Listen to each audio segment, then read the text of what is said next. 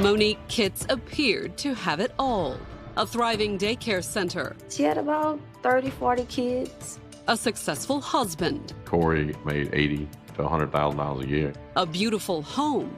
We had a big backyard. We were going to build a pool. And a happy marriage. Corey was her soulmate. But it would all end in a shocking tragedy. My daddy, he was murdered. Somebody's been in my house. Or was there more to it than a simple burglary gone bad? You're lying to us.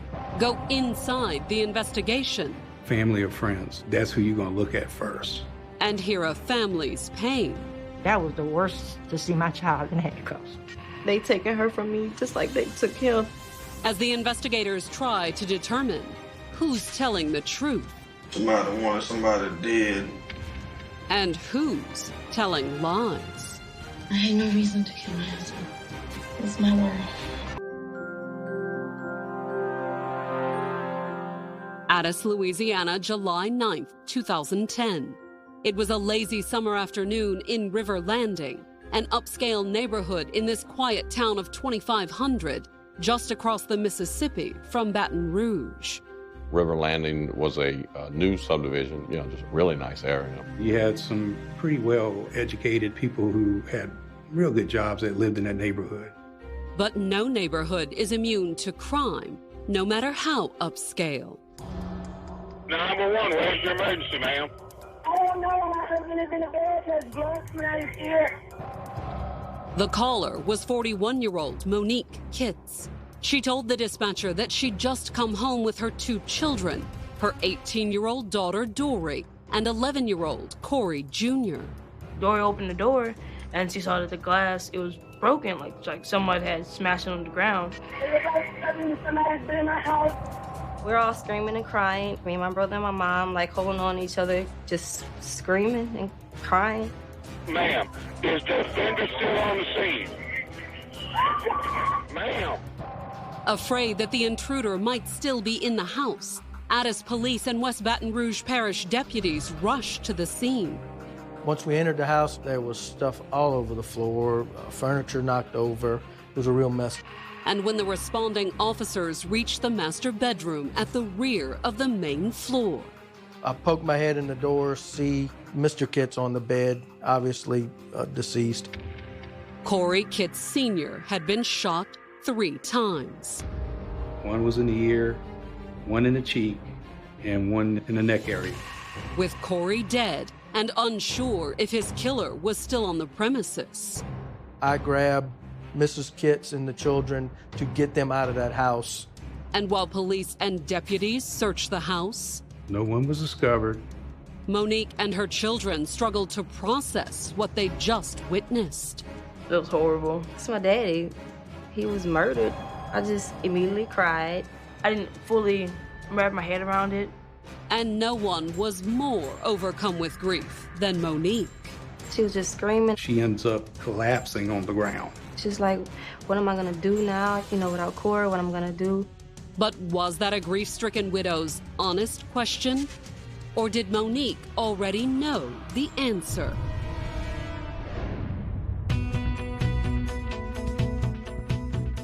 Born in 1969, Monique grew up in the small town of Plaquemine, just south of Baton Rouge. Monique is the baby of the family. She has 3 sisters and a brother. And her older siblings all doted on her. She's always been a good child, easy to be around, to babysit, easygoing and sweet and kind, and always been that way. She is the most loving, caring person you'll ever meet. She was always friendly, always liked to play. Her easygoing personality made Monique popular in school. Monique wasn't an athlete, but she had a lot of friends. She was always active in some type of club, community service type clubs, helpful things. That was her. And her passion for helping others led her to McNeese State University, an hour and a half away in Lake Charles, Louisiana.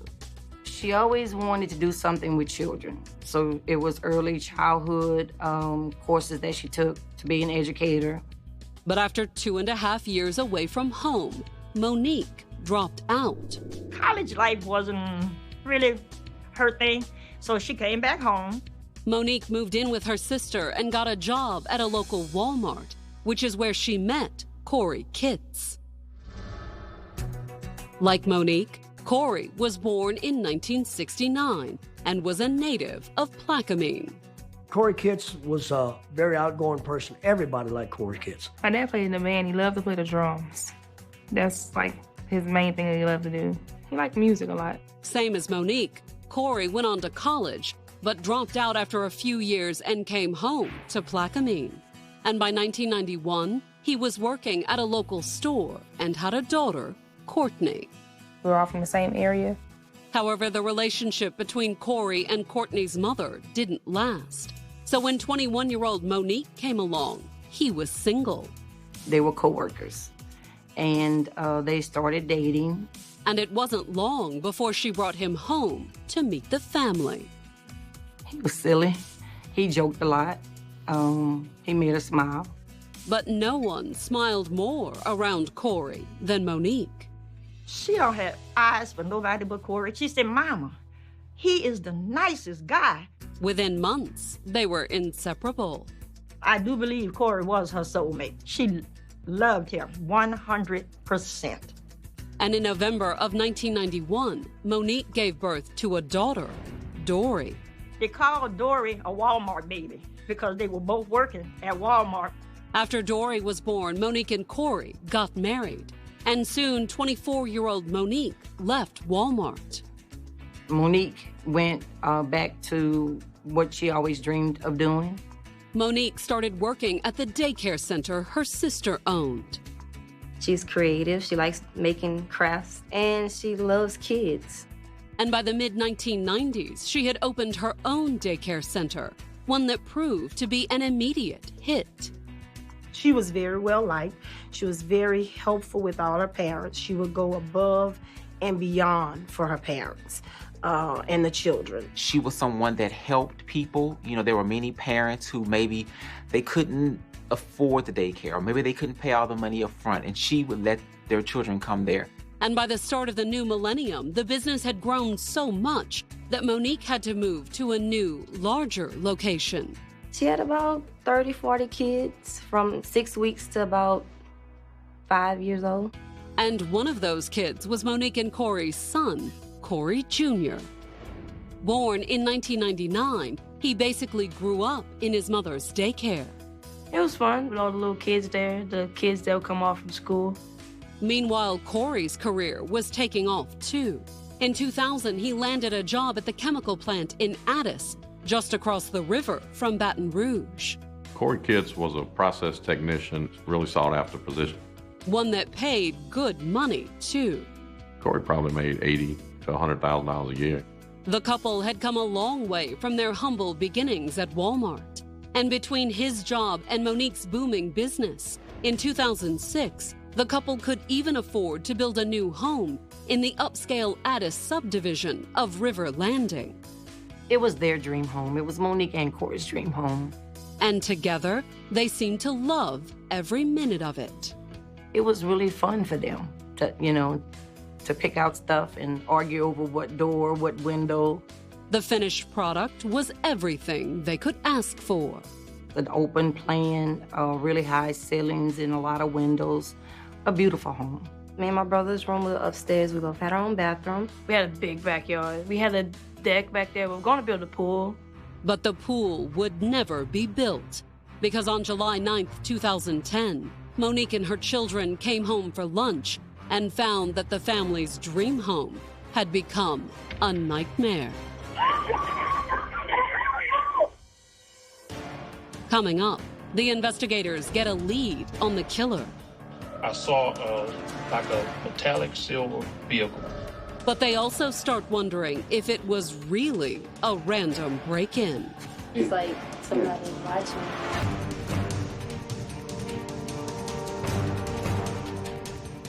It was just before 1 o'clock on the afternoon of July 9th, 2010, when 41-year-old Monique Kitts called 911 from her home in the suburbs of Baton Rouge, Louisiana. Somebody's been in my house. Monique had just arrived home with her 2 children, 18-year-old Dory and 11-year-old Corey Jr., and found her husband, 40-year-old Corey Kitts Sr., dead on the couple's bed. We think he's sleeping, but Mom gets close, Touches his foot, and when she realized he doesn't move, she starts screaming. I started screaming, my sister started screaming. When the police arrived on the scene minutes later, it was obvious that Monique's husband of almost 20 years had been killed in his sleep. Mr. Kitts is laying in bed with the covers pretty much up to his mid-chest, bullet wounds in his head and neck area. We found 3 shell casings. They were on the floor on the victim's side of the bed. It appeared that he had been dead for some time, too. The body's cold, so it's not a fresh situation. And based on the way the killer had ransacked the house, it appeared that he was the victim of a home invasion. As you entered the kitchen, the first thing you saw was a baker's rack that was turned over where the glass had fell off of and shattered on the floor. You also had a end table that was flipped upside down. Initially, I'm thinking, wow, it's a pretty serious burglary. That's what the investigators thought initially. But when they took a closer look, there was no forced entry. We could not find any door, any window, or anything that appeared to be out of place. And then there was what the investigators did find. The bedroom had electronics like a TV, a computer, CD player. His wallet was nearby with cash in it. Things of value that a burglar would have obviously wanted to take were left on the scene. It was not a robbery, obviously. And if it wasn't a robbery? It may have been staged. Someone wanted to make it look like a home invasion robbery. And why would someone want to do that? The implication was as obvious as it was disturbing. This was an inside job. Not that the investigators were all that surprised. Most homicides were committed by family or friends, so that's who you're going to look at first. And they started their investigation by looking at the person who'd been closest to Corey, his new widow, despite the fact that Monique appeared devastated by her husband's death. Miss Kitts was wrought with the emotion, falling on the ground, things like that. There was, shock there. It was kind of that numb-looking feeling. However, once they had calmed her down, the investigators did ask Monique to come down to the station for questioning. Asking her basically about the morning, about, what transpired as far as with her and Corey. In the interview, Monique told the investigators she was already awake when Corey came home from work at around 5:30 that morning. He works nights, so he sleeps during the daytime. We laughed and we talked for a little while. He got in the shower. Monique said that while her husband showered, she had driven to a nearby park to go for a walk. I went walking at the park in Burley with my sister-in-law at about 6:30-ish this morning. And according to Monique, Corey was in bed but awake when she came back to get ready for work. I told him I walked 3 miles. He laughed at me. And then what happened? I went to work. Monique explained that she'd spent the morning at her daycare center with her son and her teenage daughter. She works at the same place I work at. She comes in? She comes in for 9. So 9. She probably left the house about 8:40. And according to Monique, neither she nor her daughter had returned home until a little before 1, when they'd found the house ransacked. I opened the door, and we were all standing there laughing and talking, or whatever. And I noticed there was glass on the floor. And I thought that was strange. And then, a few minutes later, Monique had found her husband dead. He didn't move. And I went to mess with him, and I could see the... Yep. Oh, wait. Now your time. And he didn't move. I didn't know what was wrong. And then that's when I saw the blood. Questioned separately, Monique's daughter Dory confirmed what her mother said. that she'd left for the daycare center a little before 9. She gave me around 8:40, 8:43. Dory also said that her father was still alive when she left. His door was closed, so I figured he must still be asleep. I heard him snoring before I left the house, but I did not see him. Dory also told the police that she and her mother had both been at the daycare center the rest of the morning until they came home for lunch at a little before 1 o'clock and found broken glass all over the kitchen floor. My mama walked up and she kind of told us to stop. She didn't understand why the glass was down there, and then she started calling my dad's name. However, Dory didn't just confirm her mother's account of the morning. She also gave the investigators what appeared to be a promising lead. Something odd that her father had mentioned a few weeks before his death. My dad says that, he noticed there was a strange car outside. According to Dory, the mysterious red car had made her father nervous.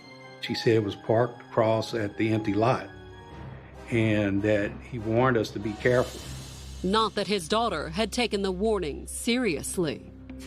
I thought he was just being paranoid, okay, somebody parked there, somebody watching. Still, Dory said she'd shrugged it off, despite her father's insistence. I'm like, okay, Daddy. Red is a common color car, so that could have been somebody next door, had somebody over there, or, never know. Although now that Corey had been murdered, the police had to wonder, was he being paranoid? Or could the mysterious red car somehow be connected to his death? Questioning the neighbors didn't produce any reports of a red car in the area that morning. But one neighbor did see something, even if it wasn't a red car. The neighbor across the street said he saw around 8:30, 9 o'clock time, an SUV backed up in the driveway. I saw a metallic silver vehicle that was bagged up behind Corey's truck. And then, only a few minutes later, the strange silver SUV was gone. It wasn't there for a long period of time either. Apparently, Corey hadn't been paranoid. Someone had been watching him. Someone who'd slipped in and murdered him as soon as his daughter left for work. We had came to the conclusion he wasn't murdered until about 8:45, 9 o'clock time. But determining when and how Corey had been killed still left one question unanswered. Who would want him dead? When the investigators followed up with Monique's sister-in-law, she confirmed that they had gone for a walk in the park that morning. This specific sister-in-law, they would go for walks and they did everything together. But that morning, according to her sister-in-law, Monique had appeared preoccupied, her mind obviously elsewhere. The sister-in-law told us she was very nervous, watching her phone, constantly texting, not even paying attention to the walk. Coming up, the investigators questioned Monique's grief. You're lying to us. And they uncovered the secrets she's been hiding. All these phone calls told you a lot. By July 10, 2010, it had been 24 hours since 41-year-old Monique Kitts reported finding her husband, Corey Kitts Sr., dead inside their home in the suburbs of Baton Rouge, Louisiana. Somebody's been in my house.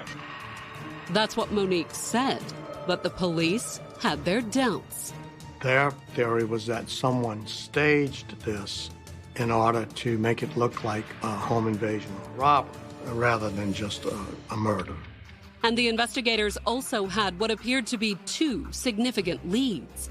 One was the SUV spotted outside Monique's house on the morning of the murder. I saw a metallic silver vehicle. The other lead came from Monique's sister-in-law. Her and Monique actually went walk in the morning that it happened. She was saying Monique was texting the whole time. There's something going on here. But what exactly? Over the next several days, the investigators made some discreet inquiries into the state of Monique and Corey's marriage of almost 20 years. It appears that Corey and Monique's relationship was just fine. But according to Monique's mother, 2 years prior to the murder, things began to change. He wasn't that loving husband anymore. Friends and family told the investigators that the couple had grown steadily apart over the past 2 years. They didn't speak with each other. One person put it was like two ships passing in the night. It was like he was looking for something else. And Monique suspected her husband had found it, too. She said, Mama, I've had several people come to me and tell me that Corey's having an affair. Although Corey's daughter told the investigators that when it came to affairs, Monique might not have been entirely innocent either. I heard, of her having an affair. Had the investigators uncovered a motive for murder? On July 28th, they brought Monique in for a second interview. Other than that, we were getting along very well. Monique describes them as having basically a happy marriage. Were either one of y'all having affairs? No. That's what Monique claimed. But when the investigators pulled her phone records, they weren't so sure. A phone will just tell on you. There's just no other way to say it. And in Monique's case, the phone records told the investigators she had been in almost constant contact with 2 men. One was a man by the name of David Johnson. David Johnson and Monique met because he delivered milk and dairy products to her daycare, and they became friends. More than friends, according to the rumors. Considering the way he chatted and flirted whenever he made a delivery, friends and family suspected he was having an affair with Monique. When David would come to the daycare, you can tell their body language. He was very personable. She enjoyed his company, and she just eventually fell for him. The other man Monique's phone records revealed was a 26-year-old phone company employee named Carl Michael Howard. He's really a nerd. He knows everything about computers. David Johnson and Carl Michael Howard are friends, childhood friends. David was like a brother to Carl. They was real close. You see one, you see another one. And Carl also had a business relationship with Monique. She did taxes for Mr. David, and, he just introduced Carmichael to my mom to do his taxes as well. The investigators questioned David, but had to rule him out as the shooter. David had a solid alibi. He was working at the time of the homicide. And Carl Howard appeared to be an unlikely assassin, too. He weighed about 425 pounds. Could barely walk. He has what I think is called Bow's disease. His legs are extremely bowed. He wobbles when he walks like this, and he walks very, very slowly. However, while David had an alibi, and it appeared unlikely that Carl could have gotten in and out of the house quickly, that didn't mean either of them or Monique were off the suspect list just yet. There was like a very much an elevated number of communications between those 3 persons up to and even on the day of the homicide. All these phone calls kind of told you a lot. And when the investigators started pulling Monique and Corey's financial records, they learned even more. They were definitely over their head in debt. According to Monique's mother, the trouble started when Corey decided to build the couple's dream home. He just had to have this great big, thing, and he would go overboard. And the trouble continued when Monique started furnishing it and filling its closets. She went through money like wildfire. In fact, the couple had gotten so deep in the hole that by the time Corey died, they were entertaining the thought of bankruptcy. However, it appeared that there was a way for Monique to get out of the couple's financial mess. The fact that there was a rather large life insurance policy totaling $549,000. And it appeared that she had wasted no time trying to collect. We found out from the insurance, she called trying to get the money 5 days after the homicide. And we blocked that money. We explained to the insurance company that she is absolutely a person of interest. And considering all they had learned, the investigators also asked Monique to come in for yet another interview. They've given me some things to go over. Specifically, how she knew Carl Howard. I've been doing his taxes maybe the last 4 or 5 years. And how often did she and Carl talk? Occasionally, every now and then maybe. It was the opening the investigators had been waiting for. You're lying to us. And as the investigators explained to Monique, they had the records to prove it. And just in the area of time when your husband was murdered, there were hundreds of texts back and forth between you and he. I didn't realize there was hundreds, but... Like in the time frame immediately after you found your husband, you text this man. No, I didn't. I don't recall texting anybody about anything.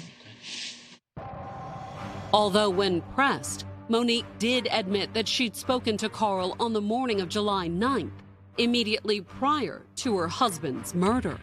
You called him 3 times between 8 in the morning and 9 in the morning. That morning that Corey died, you called him. Because I hadn't heard from him. I normally hear from him all the time. 3 different times. He didn't answer the phone, I guess. Monique had an answer for every question, but the investigators couldn't help but notice how nervous she appeared from the first mention of Carl's name. You're about to shake your leg off. Oh, bad habit. Next, after letting Monique know they knew all about Carl Howard, the questions turned to the state of her marriage. We weren't perfect by no means, but I thought we were pretty close. Although, as Monique admitted, they did have their arguments, or discussions, as she called them. What was the biggest discussions? Money. Money. Money, I need to stay at Walmart. The investigators also asked Monique about Corey's insurance. Was there life insurance on him that you're subject to get? But while she was upfront about her husband having insurance, she said she was fuzzy about how much. I'm not 100% sure about all of that. Corey and Mom took care of all of that. And then, when they asked if she'd been trying to collect. Have you contacted him? Not really. It was an outright lie. Monique had tried to get the insurance money pretty early, like really early. Although, in the interview, the investigators didn't call her on it. That's like not even on my mind. Right. Well, I mean, you're raising kids. Yeah. Next, the investigators also interviewed Carl Howard, who admitted that he talked to Monique a lot. But according to Carl, it had nothing to do with a murder conspiracy. We just talk every day. Race, politics. That's all we talk about. Not that Carl had to say much of anything. For the investigators, the most significant thing about Carl's interview was what he drove there. We had a red car. The same color as the one Corey said had been watching him before the murder. That started to put some pieces together right there.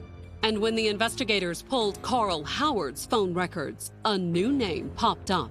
Someone Carl had also been in constant contact with prior to the murder. A man named Corey Knox. Carl Michael Howard and Corey Knox are friends.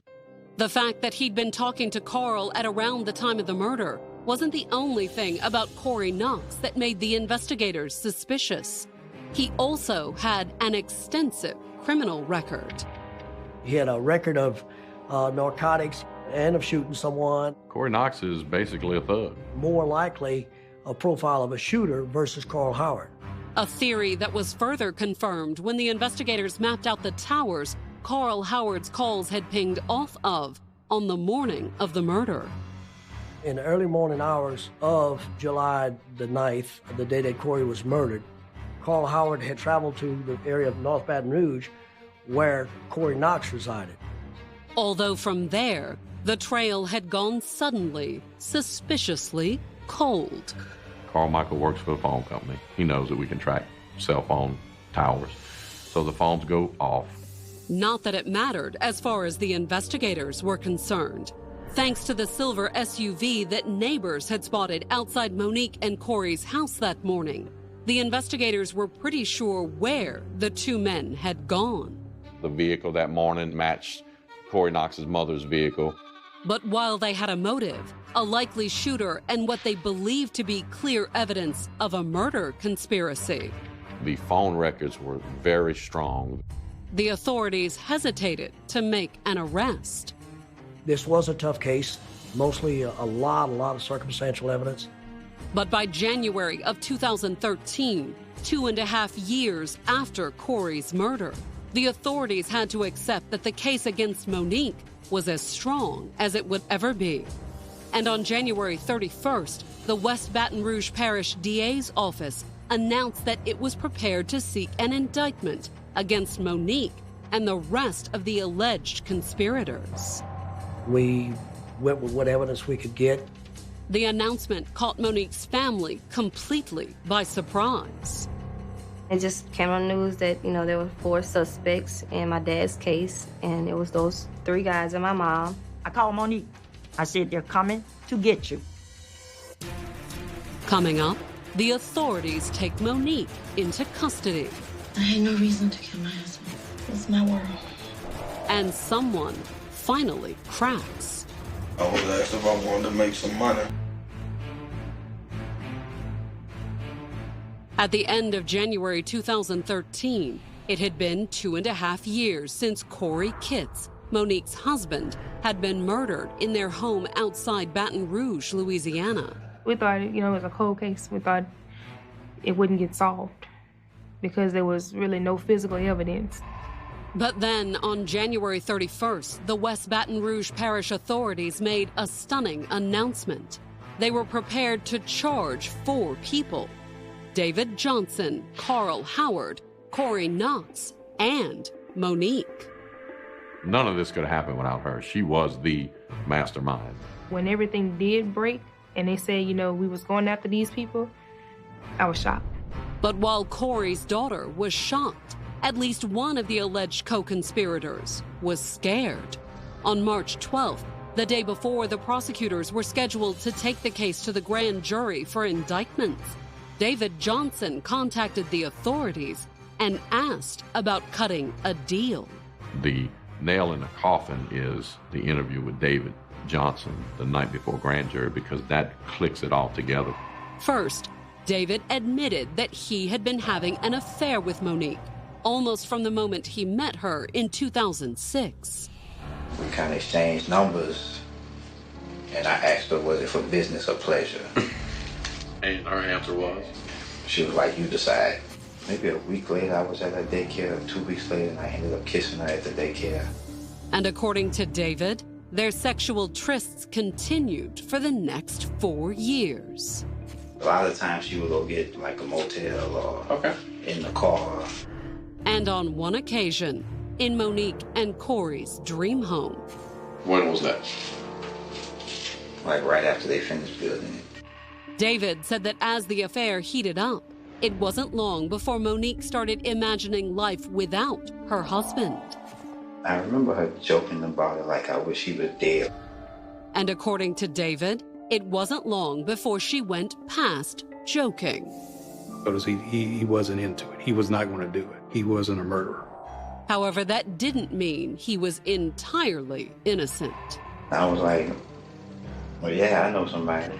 And according to David, that was where Carl had eventually come into it. Carl knew that she wanted her husband dead. Is that fair? Yeah. Okay. And you knew she wanted her husband dead. There ain't no other way to say it. Is that fair? Yeah. And based on what Carl supposedly told David, she was willing to pay a lot to make that happen, too. More than $100,000. Do you know where that money was supposed to come from? From the insurance. The fact that there's a life insurance policy out there that she's the beneficiary of. That was a little over $500,000. However, David's statement didn't stop there. He told the investigators that he'd gone to Carl Howard as soon as he heard that Corey was dead. I asked him, I said, man, did you do that? He told me no. Then he kind of shook his head and looked at me and said, yeah, I did it. From the affair to Carl's alleged admission, David gave the authorities the entire murder conspiracy from start to finish. He helped them build their case. And they were evidently grateful. David Ray Johnson was never arrested, and there was never an indictment handed down on him. However, 2 days later, on March 14th, the grand jury did indict Carl and Corey Knox and Monique. And by the end of the day, the authorities had taken the 43-year-old mother of two into custody. That was the worst feeling of my life, to see my child in handcuffs. It felt like seeing my dad in his casket all over again. They taking her from me just like they took him. Questioned after her arrest, Monique continued to deny any involvement in Corey's murder. I had no reason to kill my husband. It's my world. Carl Michael Howard turned himself in, but refused to make a statement. Carl Michael Howard was not in a rush to make himself available. The last member of the alleged conspiracy, Corey Knox, wasn't arrested until March 21st. We had to put the U.S. Marshal Service on him. He was in New Orleans trying to get money to pay an attorney. And like Carl Howard, the career criminal refused to cooperate with the authorities. Why under my law? He clearly said that he did not even know these people. That's what Knox said at the time of his arrest. But on October 20th, 2014, just days before Monique, Carl, and Knox were set to stand trial, he saw what was going to happen and decided to turn state evidence. He had everything to gain. In his statement, Knox said Carl had first approached him about a month before the murder. I get a phone call, and I was asked if I wanted to make some money. Him being a trigger man was definitely still in question. But according to Knox, that wasn't the case. I told him, yeah, I wanted to make some money, but when he told me, somebody wanted somebody dead, I was like, hell no. But then, according to Knox, Carl had called him again the day before the murder. He asked me if I could get somebody a vehicle because his car was running hot. He got kind of duped to a certain extent by Carl Michael. Could I take him to go get some money? So Corey Knox said he'd driven Carl to Monique's house in his mother's silver SUV. Corey Knox was the getaway driver. And I said a minute or two, he came back with this envelope it was like a bank envelope with money in it. He gave Corey Knox some money. They drove back to Baton Rouge, and Corey Knox went on about his life. And thanks to his cooperation, he would continue going on about his life. In exchange for his testimony, prosecutors offered Knox a generous plea deal. The state offered him pretty much a free ticket. You tell this story, you can go home. Which meant that when Monique and Carl Howard went on trial on October 27th, both were facing second-degree murder and conspiracy to commit second-degree murder. The prosecution not only had a mountain of phone records connecting Monique and Carl, 88 calls a day. That, to a lot of people, was pretty damaging for the case. They also had two star witnesses. The prosecution did acknowledge that David Ray Johnson and Corey Knox did have shady past, but he wanted the jury to see that just because they may have had shady past didn't mean they couldn't be trusted in this. Naturally, the defense disagreed. We wanted them to understand. Look at this stuff that they're feeding you. It's bull. Whether that was Monique and Carl's supposedly damning cell phone records. They were talking at certain times, but they had no evidence of the content of any conversation. They texted, they called a whole lot. They were friends. They had a friendly relationship. That's all. Or the testimony from the so-called co-conspirators who'd both gotten off nearly scot-free despite allegedly participating in a murder plot. Their case is simply, who's willing to swear that Monique Kitts did it to be let out of jail? Coming up, will the prosecution's case be enough to convict Monique? There was no corroborated evidence of any type. Or will the jury set her free? She did not do this. She did not hire anyone to kill my father. On November 20th, 2014, the jury announced that it had reached a decision in the murder trial of Monique Kitts. The 45-year-old mother of two was accused of masterminding the July 2010 shooting of her husband, Corey Kitts Sr. They portrayed her as a money-hungry, adulterous murderer. 30-year-old Carl Michael Howard stood trial alongside Monique. Allegedly, he was the person who shot her husband, Corey Kitts, 3 times inside their home in Addis. He was paid for it. And the prosecution's case hinged on the testimony of two co-conspirators, Monique's unindicted lover, David Johnson. He testified that Monique had originally come to him and asked him, "I want to kill my husband." And the admitted getaway driver, Corey Knox. Corey Knox was given the option to take a plea deal with prosecutors to serve less time than he would have otherwise in exchange for his testimony. But would their testimony be enough to secure a conviction? There was no scientific corroborated evidence of any type in this case. No DNA, no fiber, no footprint on carpet, no fingerprint, no nothing. It all came down to the jury's decision. Guilty on all counts. And the sentence was mandatory. Monique Kitts and Carl Howard were going to jail for the rest of their lives. Under our laws in Louisiana, the judge has no discretion in it. Not that it softened the blow any for Monique. Monique had a total meltdown. Mom, the whole time, she was just screaming, like, why? They had no grounds to convict her. No evidence. No DNA. No gun. She's innocent. She did not do this. She did not hire anyone to kill my father. She did not want my father dead. She loved her husband. She loves her children. She's not the monster that people think she is. Her family has vowed to fight the decision too. We are not going to stop until she is home free. However, while Monique's family remains convinced that the verdict was a travesty, for Corey's daughter from a previous relationship, the long ordeal is finally over. Everybody was happy and, ready to celebrate. They just felt like a lot just had been lifted. But while she believes that justice was finally served, she's also found a certain amount of forgiveness for her stepmother. I'm a Christian, and that's the only way I'm gonna live right with myself. I forgive you, but I'm not gonna forgive what you've done.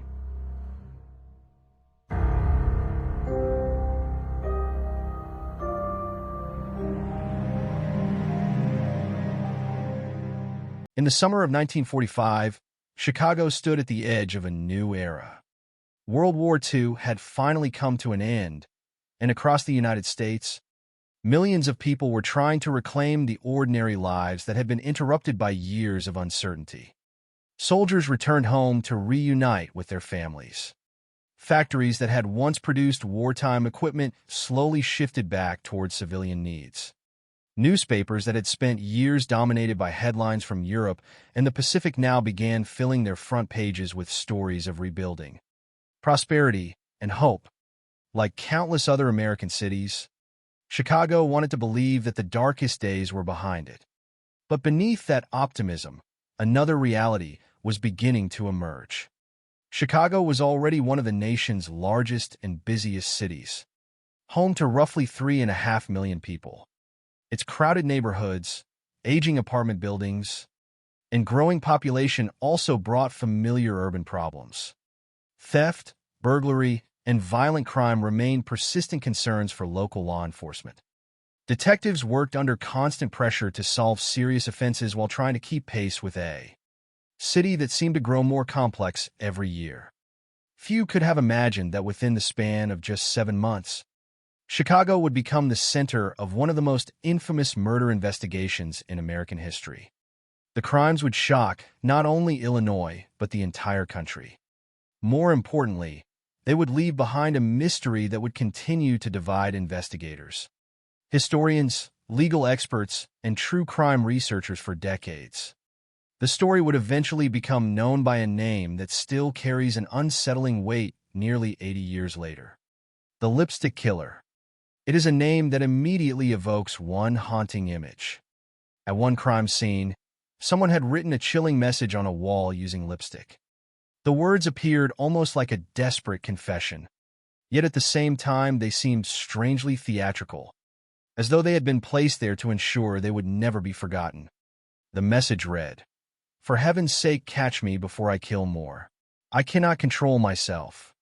Whether those words truly came from the murderer, or whether they were intended to mislead, investigators has never been conclusively answered. What is certain is that newspapers seized upon the phrase almost immediately. Within days, headlines across Chicago and beyond were referring to an unknown murderer as the Lipstick Killer. The nickname became inseparable from the investigation itself, transforming an already terrifying series of crimes into a national sensation. Yet despite the dramatic headlines and intense public attention, the case has never rested comfortably in history. Officially, the murders were solved. A young man named William Aarons was arrested, confessed, and received 3 consecutive life sentences. For the legal system, that should have been the end of the story. But for many others, it marked the beginning of an entirely different question. Was William Aarons truly responsible for every crime attributed to the Lipstick Killer? Or had enormous public pressure to find a suspect led investigators toward a conclusion that still remains open to debate? Even today, there is no universal agreement. Some point to the evidence collected by detectives and argue that the conviction was justified. Others question whether the confession was voluntary, whether the investigative methods of the time met modern standards, and whether the available forensic evidence would withstand scrutiny in a contemporary courtroom. That uncertainty has ensured that the Lipstick Killer remains one of the most discussed criminal cases in American history. It is a story that refuses to disappear because it exists at the intersection of violence, public fear, media influence, forensic science, and the complicated search for justice. But before there was controversy surrounding a confession or endless debate about guilt and innocence, there were victims. 3 individuals whose lives ended under horrifying circumstances. A woman living quietly alone in her apartment. Another woman rebuilding her life after military service and divorce. And finally, a 6-year-old child whose disappearance shattered an entire city. Their names deserve to be remembered long before the name of the man who would eventually be accused of taking their lives. Their families entered 1945 expecting ordinary days. None could have imagined that they would become forever linked to one of America's most infamous criminal investigations. Understanding this case requires returning to Chicago exactly as it existed during those months. The war had ended, but uncertainty had not. Apartment buildings throughout the city offered little in the way of modern security. Residents often knew their neighbors, but they also lived among thousands of strangers passing through hallways, stairwells, and city streets each day. A locked door did not necessarily guarantee safety. Police departments relied on investigative techniques that now seem remarkably limited. DNA analysis did not exist. Many forensic methods were still developing. Detectives depended heavily on witness statements, fingerprints when available, physical observations at crime scenes, and eventually, confessions. Every mistake carried lasting consequences because opportunities to verify evidence were far fewer than they are today. As a result, major investigations often unfolded slowly, with detectives piecing together fragments of information while under growing pressure from both the public and the press. Chicago newspapers followed every major development with relentless intensity. Readers wanted answers. City officials demanded results. Every unsolved day seemed to increase the fear spreading through neighborhoods. Women living alone became increasingly cautious. Families began paying closer attention to unusual sounds outside their homes. Conversations in restaurants, offices, and streetcars increasingly returned to the same unsettling topic: who was responsible, and who might become the next victim. The atmosphere changed gradually rather than overnight. Fear rarely arrives all at once. Instead, it grows quietly, expanding with every unanswered question and every headline that offers more uncertainty than reassurance. As investigators struggled to understand whether the murders were connected, ordinary citizens began constructing their own theories. Some believed the crimes were random. Others imagined a calculating predator carefully selecting victims. Rumors spread faster than verified information, and each new report seemed to deepen the sense that something profoundly disturbing was unfolding within the city. Throughout history, there have been criminal cases remembered because of the brutality of the crimes, others because of remarkable investigative breakthroughs, and still others because justice remained forever out of reach. The Lipstick Killer occupies a unique place among them because it contains elements of all three. It was a series of crimes that generated extraordinary public fear. It became an investigation unlike any Chicago had previously experienced. It concluded with a conviction that satisfied some while leaving others unconvinced. Nearly every stage of the story continues to provoke discussion. The murders themselves, the investigation, the interrogation, the confession, and the legal outcome have all been examined repeatedly through the lens of changing forensic science and evolving legal standards. Yet despite decades of analysis, the central questions remain remarkably resilient. Did investigators identify the correct suspect? Were the available facts interpreted accurately? Could modern forensic techniques have changed the outcome? Or is the truth forever trapped within the limitations of an investigation conducted in the mid-1940s? Those questions continue to echo because they extend beyond this single case. They challenge broader ideas about criminal investigations, public pressure, and the balance between solving a crime quickly and solving it correctly. They remind us that history often appears clearer from a distance than it actually was for those living through it. Detectives working these murders did not possess the tools available to investigators today. Families waiting for answers could not know which leads would prove meaningful and which would ultimately fade into uncertainty. Journalists reported developments as they happened, often without knowing how those events would later be interpreted. Every participant in this story moved forward without the benefit of hindsight. As we begin examining the events that unfolded between 1945 and 1946, it is important to separate what is documented from what remains disputed. The known facts provide the framework. The unanswered questions reveal why this case still captures public attention generations later. At the heart of everything are three victims whose lives ended far too soon, a city transformed by fear, and a young man whose conviction continues to inspire both confidence and doubt. The story of the Lipstick Killer is not simply about identifying a murderer. It is about understanding how one investigation came to define an era, why its legacy still endures, and why, after nearly 80 years, the search for certainty remains unfinished. By early June of 1945, Chicago appeared to be settling into the rhythms of peacetime. The city remained busy from sunrise until long after dark. Streetcars carried workers through crowded neighborhoods. Office buildings welcomed employees back to familiar routines, and apartment complexes across the city housed thousands of people living only a few feet apart from one another. Despite the renewed optimism following the end of World War II, life in a city of approximately 3.5 million people also meant accepting certain risks. Burglary was common enough that many residents thought carefully before opening their doors late at night. Police officers regularly investigated thefts from apartments where entrances had been left unlocked, or where simple security measures had failed. Yet while property crime had become an unfortunate reality of urban life, most citizens still believed that their own homes represented the safest place they could be. That belief would soon be shattered.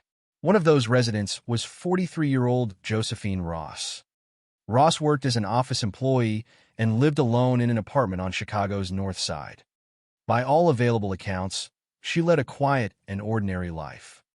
There were no reports suggesting she had recently been involved in serious disputes or that she feared for her safety. She represented the kind of person who blended naturally into the rhythm of a large city. Someone who went to work, returned home, and expected the next day to unfold much like the last. On June 4th, 1945, neighbors observed nothing that seemed unusual. Ross continued with her normal routine. There was no indication that anything extraordinary was about to happen. No documented witness described suspicious activity around her apartment that evening, and no evidence suggested that she anticipated danger. Like thousands of other Chicago residents, she simply returned home, unaware that her life was about to become the starting point of one of America's most infamous criminal investigations. The following morning, concern began to grow when Josephine Ross failed to appear for work. At first, such an absence might not have seemed alarming. People occasionally became ill or encountered unexpected delays. But as time passed without word from her, friends and acquaintances became increasingly worried. Eventually, someone went to check on her at her apartment. What they found immediately transformed a routine welfare check into a homicide investigation. Ross was discovered dead inside her bedroom. Detectives were summoned, and within a short time, the apartment became an active crime scene. Investigators carefully documented every observable detail, knowing that the smallest overlooked clue could later become significant. The examination revealed that Ross had suffered numerous stab wounds, and her throat had also been cut. Her head had been wrapped with an item of clothing, specifically a dress. Among the most puzzling discoveries was the presence of medical adhesive tape placed over many of her injuries after the attack. Detectives had rarely encountered anything quite like it. The tape did not appear to serve any practical purpose. It did not conceal evidence, prevent identification, or make escape easier. Instead, it raised unsettling psychological questions that investigators struggled to answer. Why would someone inflict such violence and then remain at the scene long enough to apply medical tape afterward? Some investigators wondered whether this unusual action suggested feelings of remorse or emotional conflict following the murder. Others hesitated to draw conclusions, recognizing that interpreting behavior at a crime scene without additional evidence could easily lead investigators in the wrong direction. The truth was that no one knew what the tape meant. It simply became another mystery layered upon an already baffling crime. Detectives also noticed something else that complicated the investigation. There were no clear signs of forced entry into Ross's apartment. Doors and windows showed no obvious evidence of being broken open. This observation immediately expanded the range of possible explanations. Had Ross willingly opened the door to someone she recognized? Had the killer taken advantage of an unlocked entrance? Or had another method of entry left little visible evidence? Without eyewitnesses, investigators could only evaluate possibilities rather than establish certainty. The lack of forced entry suggested that the killer may have gained access without attracting attention, but it did not explain precisely how that had occurred. Another detail also stood out. Based on the condition of the apartment and the sequence of observations made by investigators, detectives believed the offender had remained inside the residence for some period after the murder rather than fleeing immediately. This suggested a degree of calmness or confidence that disturbed even experienced officers. Most killers sought to leave a crime scene as quickly as possible to reduce the risk of discovery. Whoever had killed Josephine Ross appeared to have acted differently. Whether this reflected planning, emotional disturbance, or something else entirely remained impossible to determine. The investigation began immediately. Police interviewed virtually everyone who might have possessed relevant information. Friends described Ross as someone living a relatively quiet life. Detectives spoke with neighbors who had lived nearby and might have noticed unusual visitors or suspicious sounds during the night. They questioned former romantic partners and acquaintances in an effort to identify possible motives. Rooted in personal relationships, apartment staff, including building employees familiar with residents' daily routines, were also interviewed. Every lead received careful attention because detectives possessed so few physical clues with which to work. Yet each interview ultimately reached the same frustrating conclusion. No one emerged as a viable suspect. No witness could place an unknown individual inside the apartment. No clear motive explained why Ross had been targeted. Without modern forensic technology, Investigators found themselves confronting the limitations of mid-1940s criminal investigation. Fingerprints could occasionally provide decisive evidence, but only if usable prints existed and matched someone already known to authorities. DNA analysis lay decades in the future. Surveillance cameras did not exist in apartment buildings. Electronic records capable of reconstructing movements and communications were unimaginable. Investigators relied almost entirely upon witness statements, physical observations, and patient detective work. In cases lacking eyewitnesses or obvious suspects, progress often stalled for weeks or even months. As the days passed, newspapers reported the murder while noting the absence of arrests. Public concern remained relatively contained because many people assumed the killing must have resulted from some personal dispute not yet understood by investigators. Murders involving apparent strangers were far more difficult for ordinary citizens to comprehend. If Ross had been specifically targeted because of someone she knew, perhaps there was little reason for others to fear. Detectives themselves could not yet determine whether the homicide reflected an isolated incident or something more troubling. Nevertheless, experienced investigators understood that certain features of the crime deserved careful attention. The unusual treatment of the victim after death, the absence of forced entry, and the apparent willingness of the offender to remain inside the apartment all distinguished the case from more routine homicides. These observations were documented carefully, not because they immediately identified a suspect, but because they might later establish patterns if additional crimes occurred. At that moment, however, there was no certainty that another murder would ever happen. Chicago detectives continued pursuing every available lead while hoping that fresh information would eventually emerge. Days became weeks, and weeks gradually turned into months. Despite extensive interviews and continued investigative efforts, Josephine Ross's murder remained unsolved. The absence of progress frustrated both detectives and those who had known the victim personally. Every unanswered question became another reminder of the investigation's limitations. For Ross's friends and family, there could be no sense of closure without an arrest. For investigators, every unsolved homicide represented both a professional challenge and a lingering concern that the responsible individual remained free. As summer gradually gave way to autumn, attention shifted toward other crimes demanding police resources. Although the Ross investigation remained active, it no longer dominated public conversation. Many hoped that time would eventually produce new witnesses or overlooked evidence. Few imagined that the next major development would not come from a breakthrough in the Ross case itself, but from another violent death that would force detectives to reconsider everything they thought they knew. When that second murder occurred in December 1945, similarities between the two investigations would become impossible to ignore.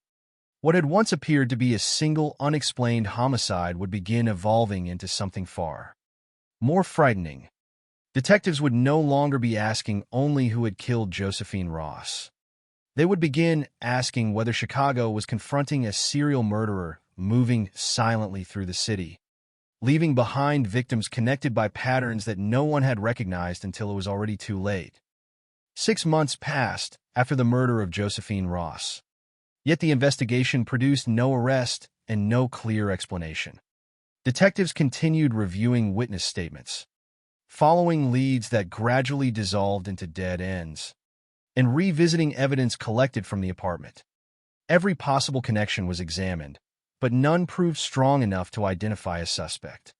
As summer gave way to autumn and autumn to winter, public attention slowly shifted toward other stories.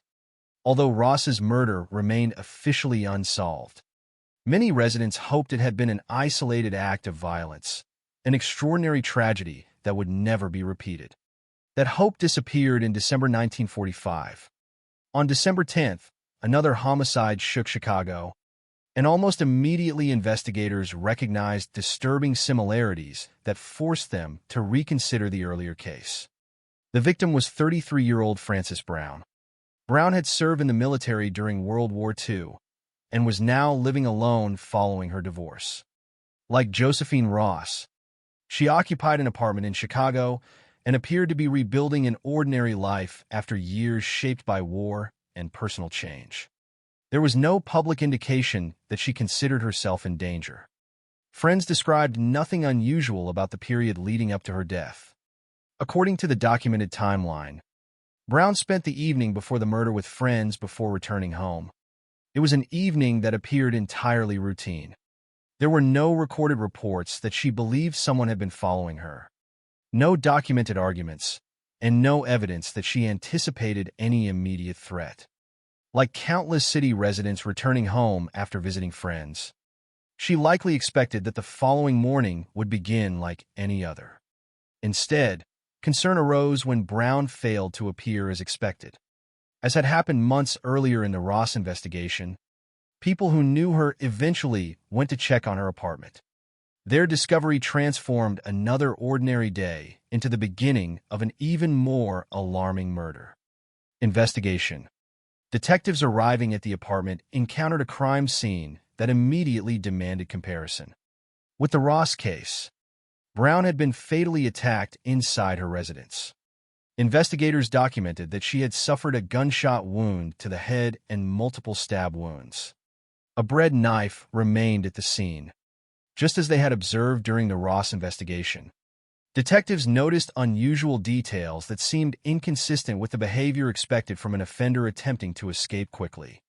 The victim's body appeared to have been cleaned, and medical tape had again been placed over wounds after the attack. The similarities immediately caught investigators' attention. 2 women living alone, 2 apartment crime scenes, unusual treatment of the victims after death, a killer who appeared willing to remain inside the residence after the fatal assault. These repeated characteristics suggested that detectives might not be investigating 2 unrelated murders, but rather a single offender whose methods were beginning to reveal a pattern. Yet one discovery distinguished the Brown case from everything that had come before. Written directly on a wall in lipstick was a message unlike anything investigators had previously encountered. It read, "For heaven's sake, catch me before I kill more. I cannot control myself."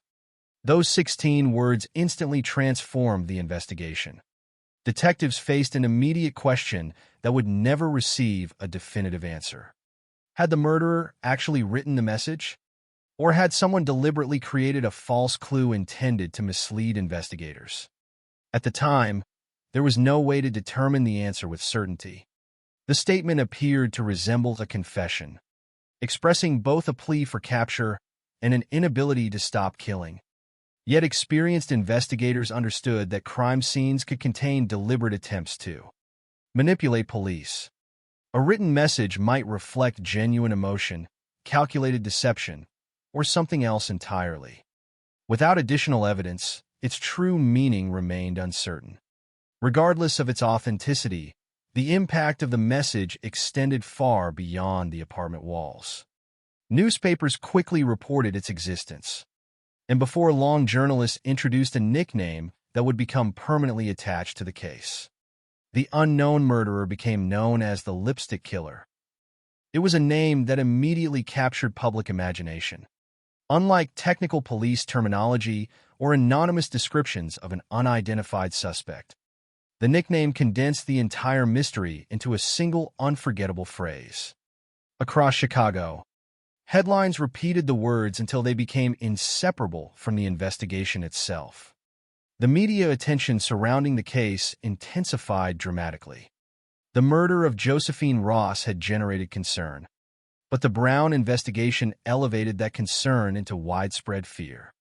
Every new article invited readers to compare the 2 crimes. Editorials questioned why the killer remained free. Citizens speculated about whether additional murders might occur. The combination of 2 seemingly connected homicides and the dramatic lipstick message created a story that extended well beyond local interest. Newspapers throughout the United States reported developments from Chicago, ensuring that the investigation became a matter of national attention rather than merely a local police matter. The growing publicity placed enormous pressure on law enforcement. Detectives no longer worked quietly behind the scenes while waiting for evidence to emerge. Every passing day, without an arrest, became another headline. Public officials expected visible progress. Citizens demanded reassurance that the city remained safe. Investigators expanded their efforts accordingly. Additional officers joined the investigation. Thousands of interviews were conducted or reviewed. Detectives revisited earlier statements from the Ross case, searching for overlooked similarities that might connect both victims. Friends, neighbors, former acquaintances, apartment employees, and anyone with potential knowledge were questioned. Every possible lead, no matter how small, required evaluation because investigators could no longer dismiss the possibility that a serial murderer was operating within Chicago. The challenge facing police reflected the realities of criminal investigation in the mid-1940s. Modern forensic techniques capable of identifying microscopic biological evidence simply did not exist. Detectives depended heavily upon physical observations, witness testimony, fingerprints when available, and careful comparison of crime scene characteristics. Establishing behavioral patterns between crimes represented one of the few investigative tools capable of narrowing the search. Consequently, every similarity between the Ross and Brown murders acquired increased importance. The apparent absence of forced entry suggested a possible method of approaching victims. The unusual treatment of the bodies indicated behavior that investigators believed might be unique to one offender. The apparent willingness of the killer to remain at crime scenes implied confidence or composure, inconsistent with panic-driven violence. Yet despite these observations, detectives still lacked the one piece of evidence they needed most: un identifiable suspect. Public anxiety grew steadily during the weeks following Brown's murder. Women living alone found themselves at the center of many conversations. Apartment residents became more cautious about answering unexpected knocks at the door. Neighbors paid closer attention to unfamiliar faces entering buildings. Ordinary routines suddenly carried new uncertainty. Although police urged calm, the realization that two women had been murdered inside their own homes made many Chicago residents question assumptions they had previously taken for granted. Home no longer seemed unquestionably safe. Every unanswered question seemed to deepen the atmosphere of unease. Investigators worked tirelessly, yet tangible progress remained elusive. No arrest followed the Brown murder. No eyewitness emerged capable of identifying the killer. The lipstick message generated enormous discussion, but provided no immediate breakthrough. Instead, it became both the defining symbol of the investigation and a reminder of its greatest frustration. The public knew the murderer by a memorable nickname, but no one knew the person's identity. Weeks passed as detectives continued assembling fragments of information that refused to form a complete picture. The city entered the winter of 1945 burdened by uncertainty. Newspapers continued following every rumor. Police departments remained under extraordinary pressure. Citizens hoped that increased investigative efforts would soon produce an arrest before another. Tragedy occurred. Unfortunately, those hopes would not be realized. Less than 1 month after Frances Brown's murder, Chicago would experience a crime that eclipsed everything that had come before. The victim would not be another adult living alone, but a 6-year-old child taken from her family home. The disappearance of Suzanne Degnan would transform fear into panic, launch one of the largest criminal investigations in Chicago's history, and ensure that the search for the lipstick killer became one of the defining law enforcement challenges of the era. As Chicago entered the first week of January 1946, the city remained uneasy. The murders of Josephine Ross and Frances Brown had already changed the way many residents viewed their own neighborhoods. Newspapers continued to remind readers that the killer responsible for 2 highly publicized homicides had not been identified. Detectives worked long hours reviewing evidence, interviewing witnesses, and comparing every available detail from both investigations. Yet despite months of effort, the case remained unsolved. The uncertainty itself became part of daily life. Every unexplained sound outside an apartment window, every unfamiliar face in a hallway, and every newspaper headline reinforced the unsettling possibility that the person responsible was still somewhere within the city. Few could have imagined that the next victim would be a child. On the morning of January 7, 1946, the Degnan family awoke expecting an ordinary day. Their 6-year-old daughter, Suzanne Degnan, lived with her parents in Chicago's Edgewater neighborhood.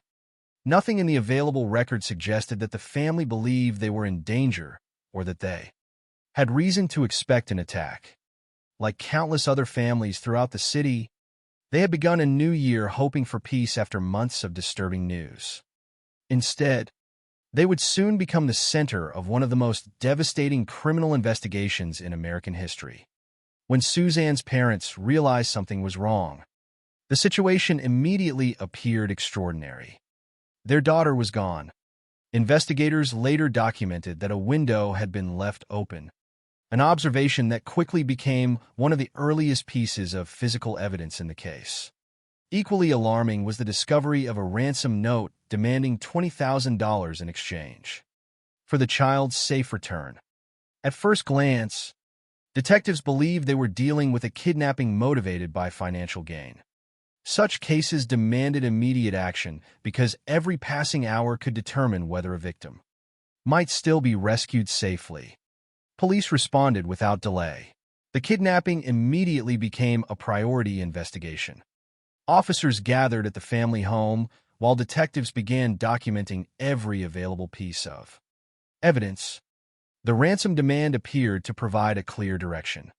If money was the motive, investigators hoped communication from the kidnapper might eventually create an opportunity to identify and apprehend whoever was responsible.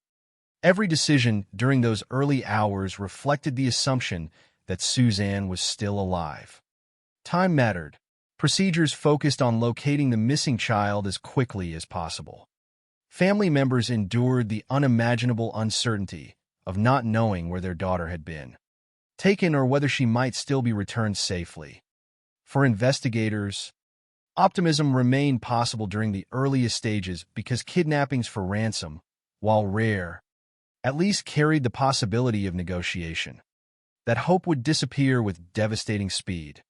Before long, the investigation underwent a dramatic and heartbreaking transformation.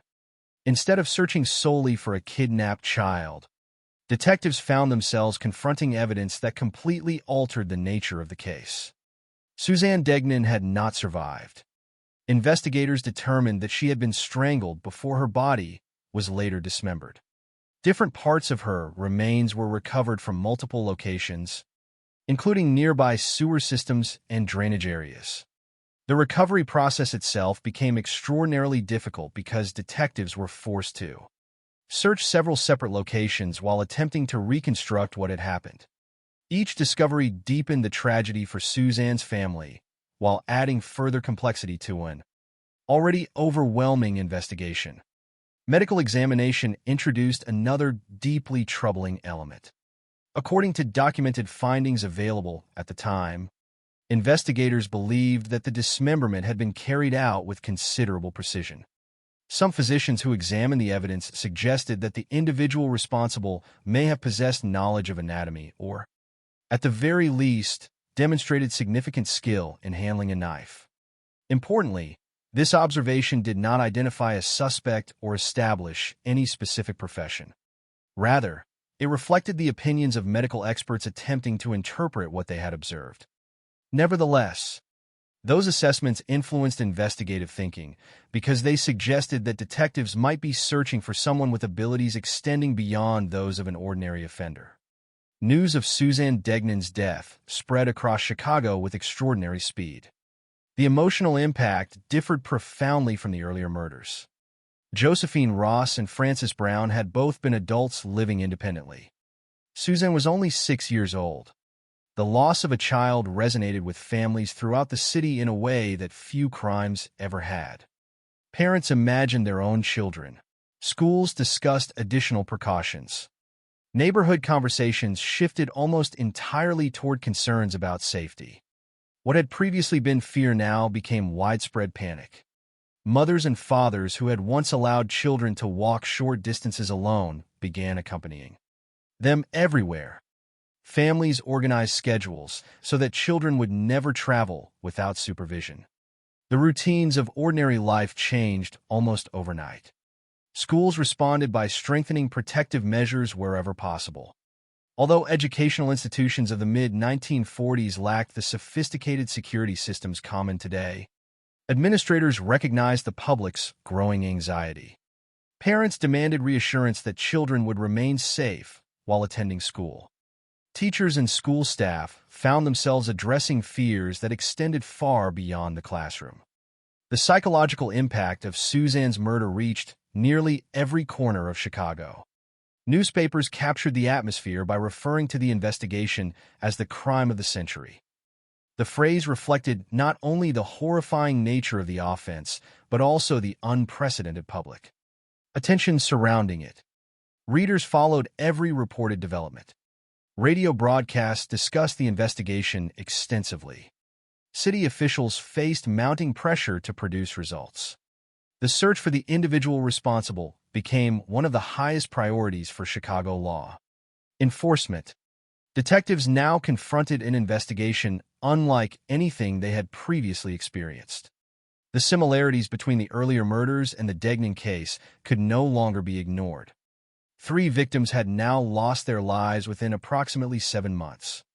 Although the circumstances differed, investigators increasingly believed they might be pursuing the same offender. The possibility that a serial killer remained active within Chicago profoundly altered investigative strategy. Every available police resource became increasingly focused on solving the case before another tragedy could occur. Yet the practical challenges remained immense.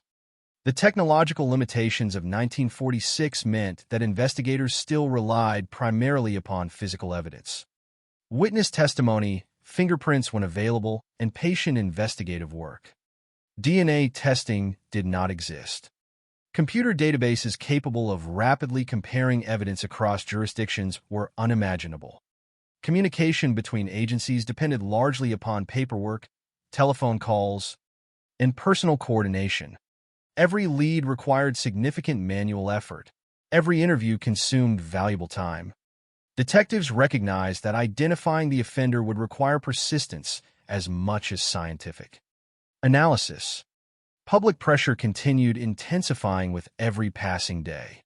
Newspapers questioned why no arrest had been made despite 2 previous homicides that many believed were connected. Editorials emphasized the need for decisive police action. Rumors spread rapidly throughout neighborhoods as citizens attempted to explain events that seemed increasingly incomprehensible. Some speculated that the killer possessed medical training because of observations made by examining physicians. Others suggested entirely different theories. Detectives understood that speculation could easily interfere with productive investigation. Yet they also recognized the importance of maintaining public confidence. Balancing those responsibilities became increasingly difficult as fear spread through the city. For Suzanne Degnan's family, however, the investigation represented something far more personal than headlines or public debate. Their lives had been permanently altered. The ransom note that initially offered hope had become a cruel reminder of expectations that would never be fulfilled. Every investigative announcement carried emotional significance because each development represented another attempt to understand what had happened to their daughter. Their grief unfolded alongside one of the most widely publicized criminal investigations of the era, ensuring that private loss became inseparable from public attention. As January progressed, Chicago authorities realized they could no longer approach the case as 3 separate investigations. The murders of Josephine Ross and Frances Brown, combined with the kidnapping and killing of Suzanne Degnan, demanded a coordinated response on an unprecedented scale. Police leadership prepared to mobilize resources unlike anything previously assembled for a homicide investigation in the city. Hundreds of officers would soon participate. Thousands of interviews would follow. Detectives would examine every conceivable lead, no matter how unlikely it initially appeared. The search for the lipstick killer was about to become the largest criminal investigation Chicago had ever undertaken, driven by one overwhelming objective: identifying the person responsible before another family suffered the same unimaginable loss. The murder of 6-year-old Susan Degnan marked a turning point unlike any Chicago had experienced in recent memory.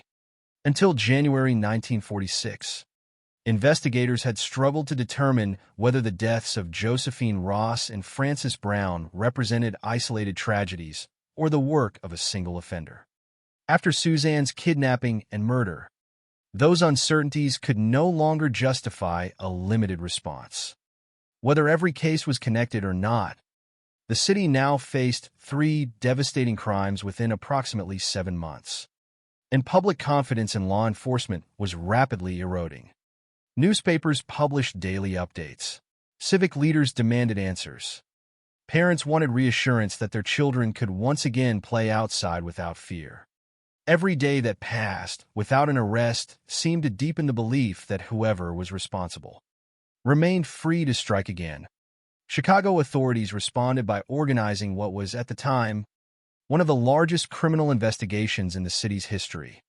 The scale of the operation reflected not only the seriousness of the crimes, but also the extraordinary public pressure surrounding them.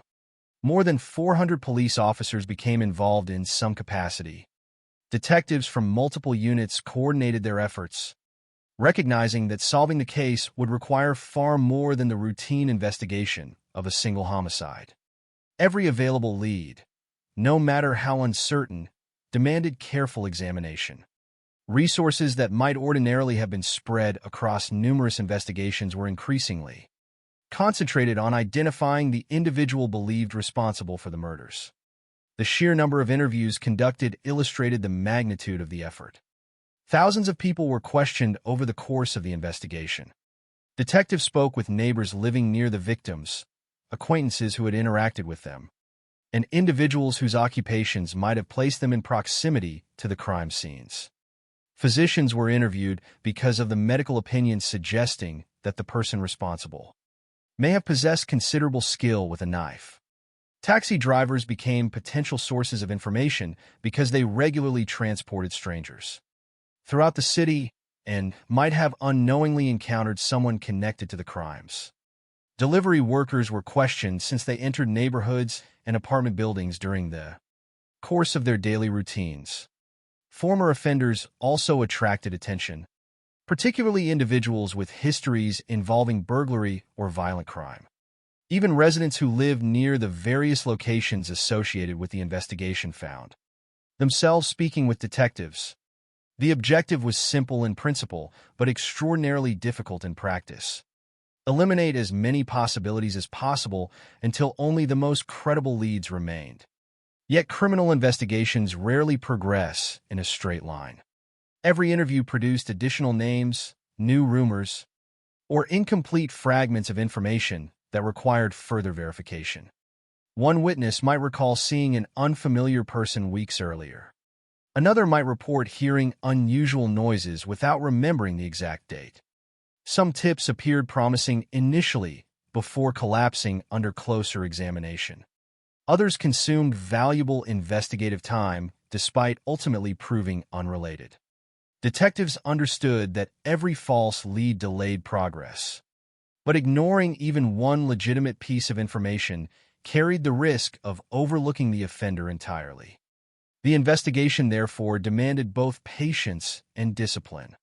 Officers learned to pursue possibilities thoroughly while resisting the temptation to reach conclusions unsupported by evidence.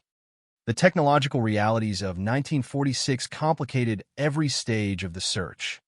Modern investigators benefit from DNA analysis, computerized databases, surveillance footage, mobile phone records, electronic financial transactions, and numerous other forms of evidence capable of reconstructing a suspect's movements. None of those tools existed during the lipstick killer investigation. Detectives relied primarily upon fingerprints, witness testimony, handwritten reports, physical observations collected at crime scenes, and careful comparison of investigative files. Every document had to be reviewed manually. Every interview required handwritten notes. Information could not be searched instantly through digital systems because no such systems existed. Progress depended upon experienced detectives recognizing patterns through painstaking review of mountains of paperwork. Fingerprint analysis represented one of the most advanced forensic techniques available, but even fingerprints had significant limitations. A usable print was valuable only if investigators possessed something with which to compare it.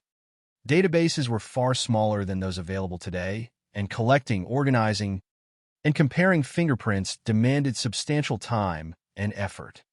Consequently, detectives often relied just as heavily upon traditional investigative methods as upon forensic science. Conversations, observations, neighborhood canvasses, and persistent follow-up remained the foundation of homicide investigations during that era. Another challenge confronting investigators involved determining whether all three crimes had in fact been committed by the same individual.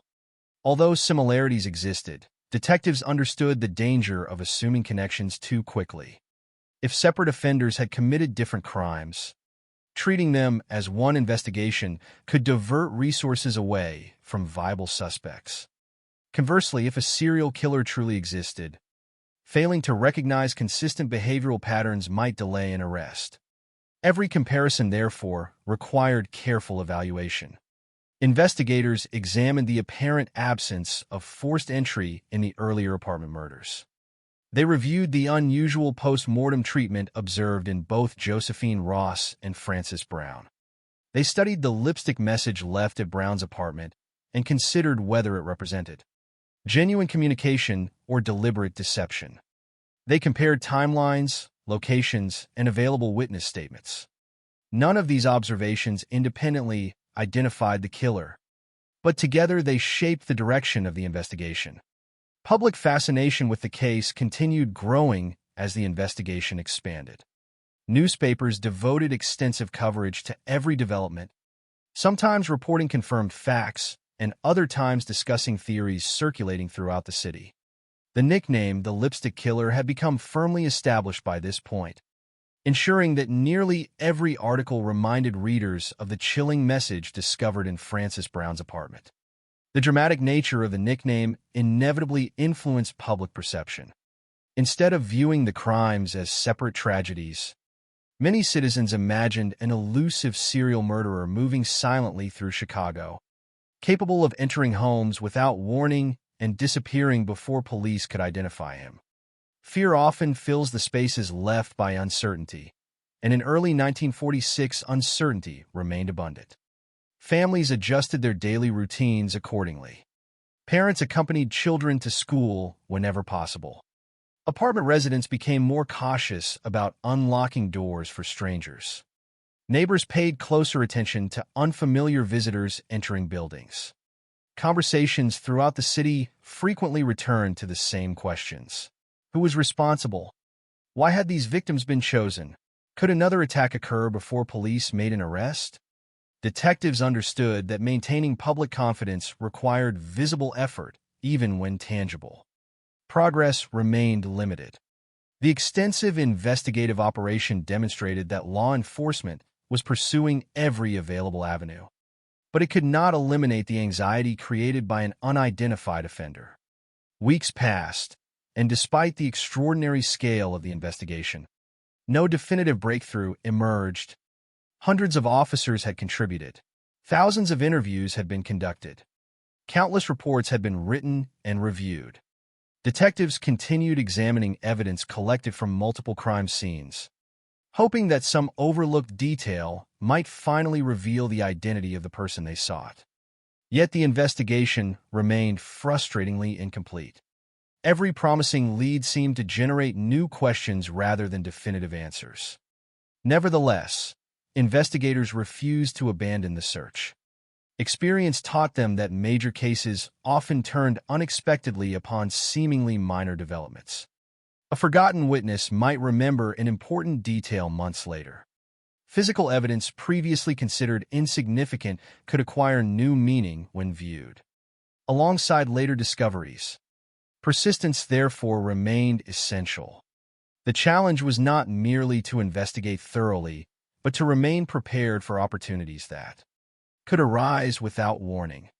That opportunity appeared unexpectedly on June 26, 1946, nearly 6 months after Suzanne Degnan's murder. It did not originate from a dramatic confession, a newly discovered witness, or an extraordinary forensic breakthrough. Instead, it began with what initially appeared to be a routine burglary investigation. A 17-year-old University of Chicago student named William Ahrens was caught during an attempted apartment break-in. While attempting to flee, he was shot and captured by police. At first, the arrest seemed connected only to burglary. Yet as detectives examined Ahrens more closely, they began identifying characteristics that drew increasing attention from those leading the lipstick killer investigation. His history of repeated apartment burglaries, combined with evidence investigators believed connected him to the Degnan case, would soon shift the entire direction of one of America's most famous murder investigations.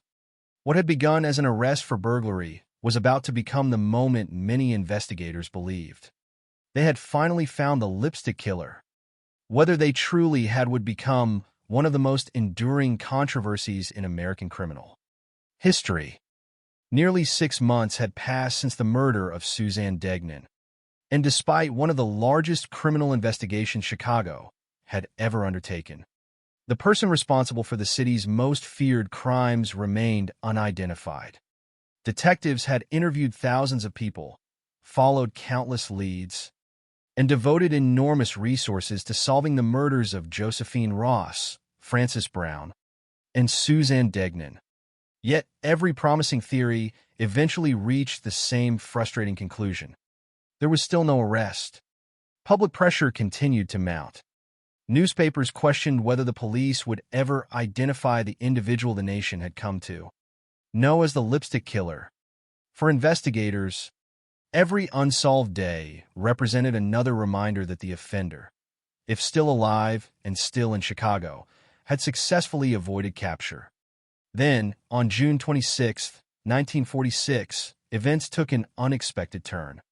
The breakthrough that detectives had been waiting for did not emerge from the murder investigation itself.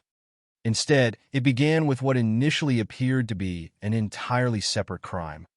That day, 17-year-old William Ahrens was discovered during an attempted apartment burglary.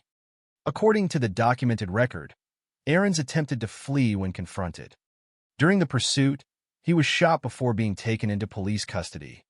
At the time of his arrest, there was no official announcement linking him to the murders that had dominated headlines for months.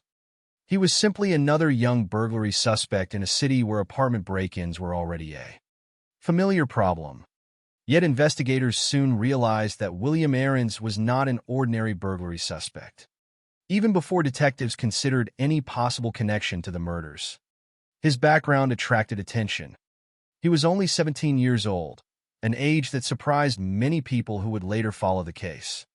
He was also a student at the University of Chicago, one of the nation's most respected academic institutions. Reports from the period frequently described him as exceptionally intelligent, with an IQ commonly reported to be above 140. Those who encountered his background found the contrast striking. On one hand was a highly intelligent university student. On the other was someone already known to authorities because of an extensive history of apartment burglaries. According to the available information, Ahrens had committed numerous break-ins before his arrest. Detectives investigating property crimes were already familiar with his activities. His burglaries reportedly focused on entering residential apartments, often taking advantage of opportunities created by buildings with limited security. This history immediately distinguished him from many other suspects previously considered during the lipstick killer investigation. Detectives had long believed that whoever committed the murders likely possessed experience entering apartment buildings without attracting attention.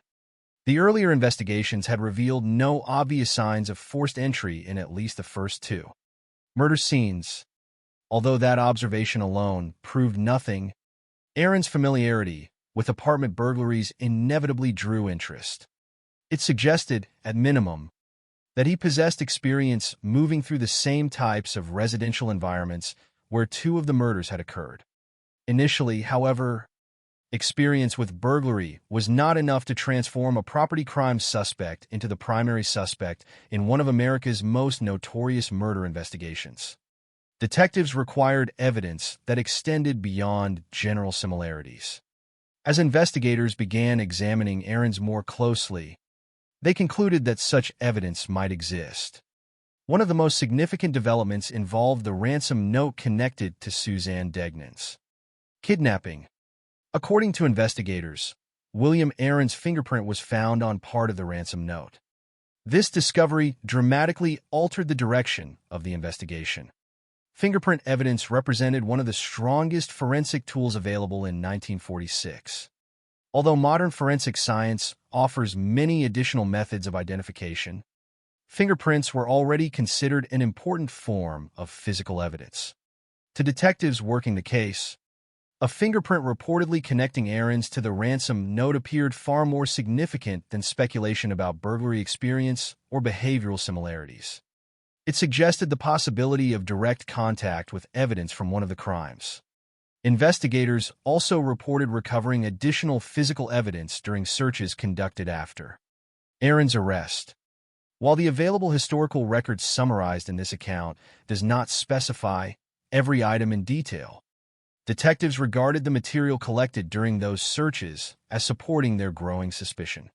Combined with the reported fingerprint evidence and Aaron's history of apartment burglaries, investigators believed they were assembling a compelling case. For months, they had searched for an individual capable of entering residences, moving through apartment buildings, and potentially leaving behind physical evidence connecting him to the crimes. Now they believed they had found someone matching several of those characteristics. As news of the investigation spread, public attention quickly shifted toward the young university student. Newspapers that had spent months asking who the lipstick killer might be now focused increasingly on William Aaron's. The contrast between his academic achievements and his criminal history fascinated readers. How could someone described as highly intelligent also become a suspect in one of the country's most horrifying murder investigations? The question generated enormous public interest, but detectives remained focused on building a legal case supported by evidence rather than public opinion. Despite growing confidence among investigators, important questions still remained unanswered. Fingerprint evidence, while significant, represented only one part of a much larger investigation.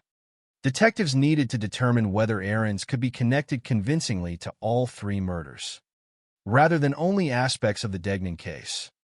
They also needed to understand whether his background and documented activities aligned with the timeline established during previous investigations. Every new discovery required careful verification because the stakes could hardly have been higher.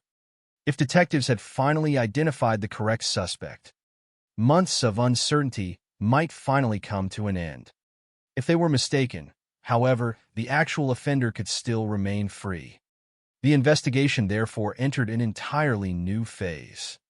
Instead of searching broadly across thousands of possible suspects, detectives concentrated their attention on one individual. Interviews increasingly focused on reconstructing Aaron's activities. Evidence collected during previous months was reviewed again through the lens of this new suspect. Investigators compared existing records, witness statements, and physical evidence to determine whether the growing case against Aaron's remained consistent. To many within law enforcement, the investigation finally appeared to be approaching its conclusion. Yet the most controversial chapter of the entire case had not yet begun. Following his arrest, William Aaron's was subjected to prolonged interrogation. What occurred during that period would ultimately become as historically significant as the murders themselves. According to Aaron's and numerous historical accounts discussed in later years, He was questioned continuously over an extended period. He later maintained that he was denied access to both legal counsel and his parents for several days. He also alleged that he was beaten and deprived of food while in custody.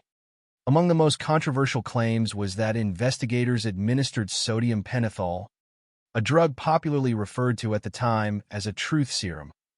During the mid-20th century, some investigators believed sodium pentothal could encourage truthful statements by reducing psychological resistance.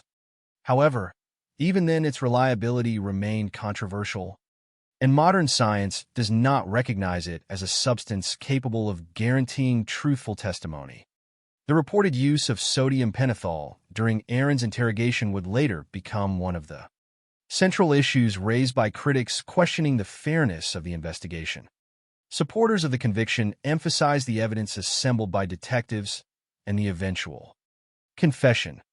Critics argued that the methods allegedly used during interrogation raised serious concerns regarding whether any confession obtained under those circumstances could truly be considered voluntary.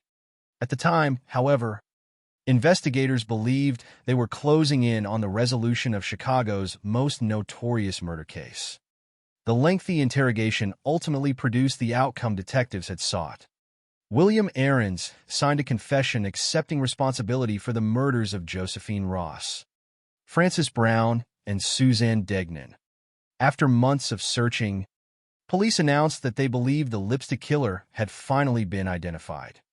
For many Chicago residents, the announcement brought enormous relief. Newspapers reported that the city's most feared murderer had confessed. Officials presented the development as the successful conclusion of an investigation that had consumed extraordinary public resources. Families hoped the nightmare was finally over. Yet even as relief spread through the city, the foundations of a debate that would continue for nearly 80 years had already been laid.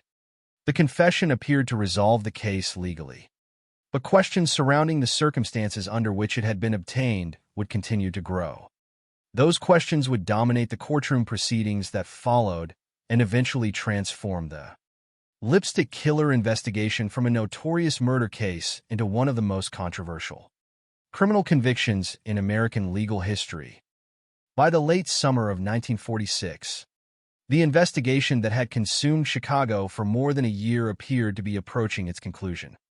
William Aarons, the 17-year-old University of Chicago student whose arrest had initially stemmed from an attempted apartment burglary, had signed a confession accepting responsibility for the murders of Josephine Ross, Frances Brown, and Suzanne Degnan. For investigators who had spent months pursuing thousands of leads, interviewing countless witnesses, and working under extraordinary public pressure, the confession represented the breakthrough they had been searching for.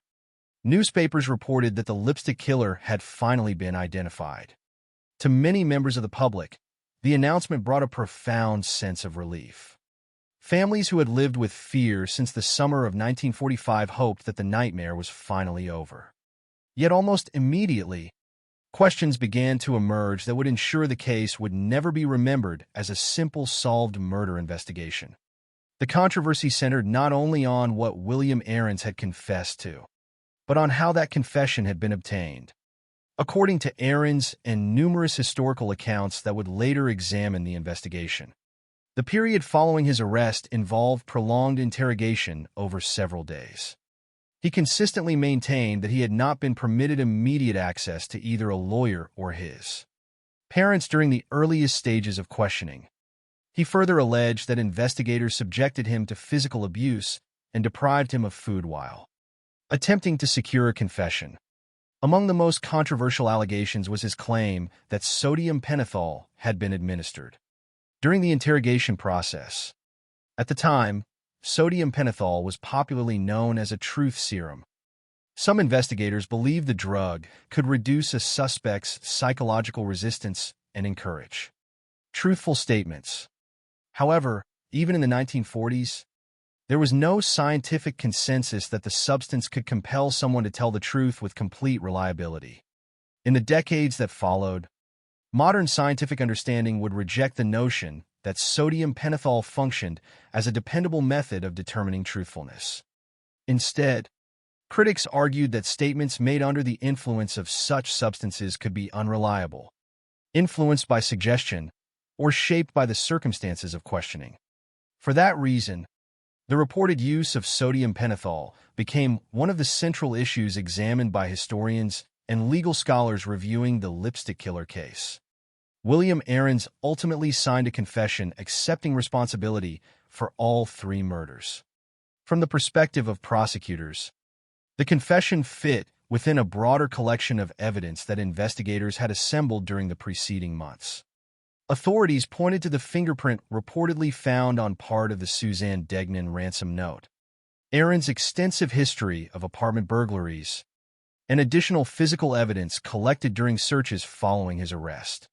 Prosecutors argued that these elements, considered together rather than individually, created a compelling picture of guilt. The confession therefore served not as the sole basis of the prosecution's case, but as a critical component supporting evidence that investigators believed already connected Aarons to the crimes. The legal process moved quickly. In September 1946, only a few months after his arrest, William Aarons received 3 consecutive life sentences. By accepting responsibility through his confession, he avoided the possibility of receiving the death penalty. Officially, the lipstick killer investigation had reached its conclusion.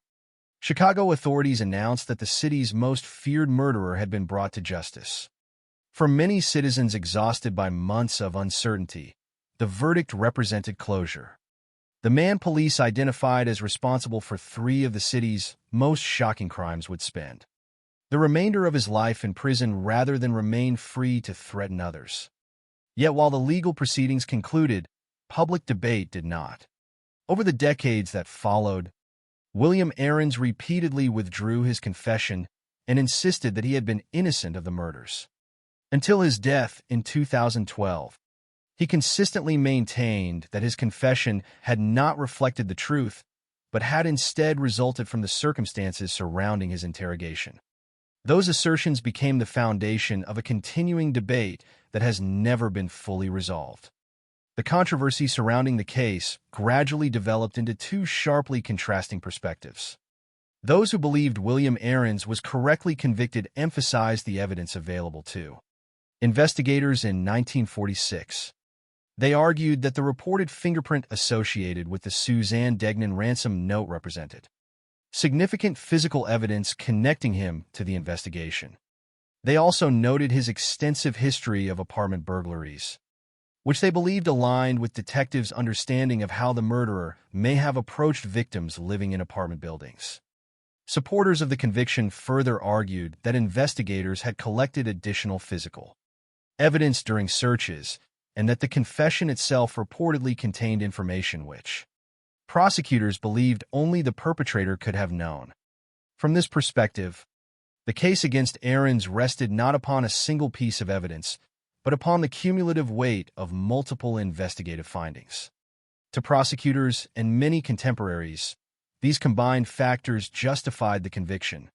Others, however, reached very different conclusions. Legal scholars, defense advocates, historians, and some researchers questioned whether the investigative standards of the mid-1940s provided sufficient protection against false confessions or investigative error. They emphasized that DNA analysis did not exist at the time and therefore could not be used either to strengthen or challenge the evidence collected by investigators. They also pointed to the interrogation itself. If Aarons' allegations regarding prolonged questioning, denial of legal counsel, physical mistreatment, deprivation of food, and administration of sodium pentothal were accurate, critics argued that serious questions arose concerning whether any confession obtained under such circumstances should be considered voluntary. Another issue raised by skeptics involved the broader standards governing criminal investigations. During the period, forensic science in 1946 differed substantially from modern practice. Procedures for collecting, preserving, and evaluating physical evidence were less standardized than they would later become.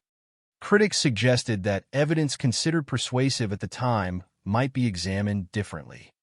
Under contemporary legal standards, some researchers further argued that details included within Aaron's confession may have been influenced by information communicated during lengthy interrogations rather than originating solely from the suspect himself.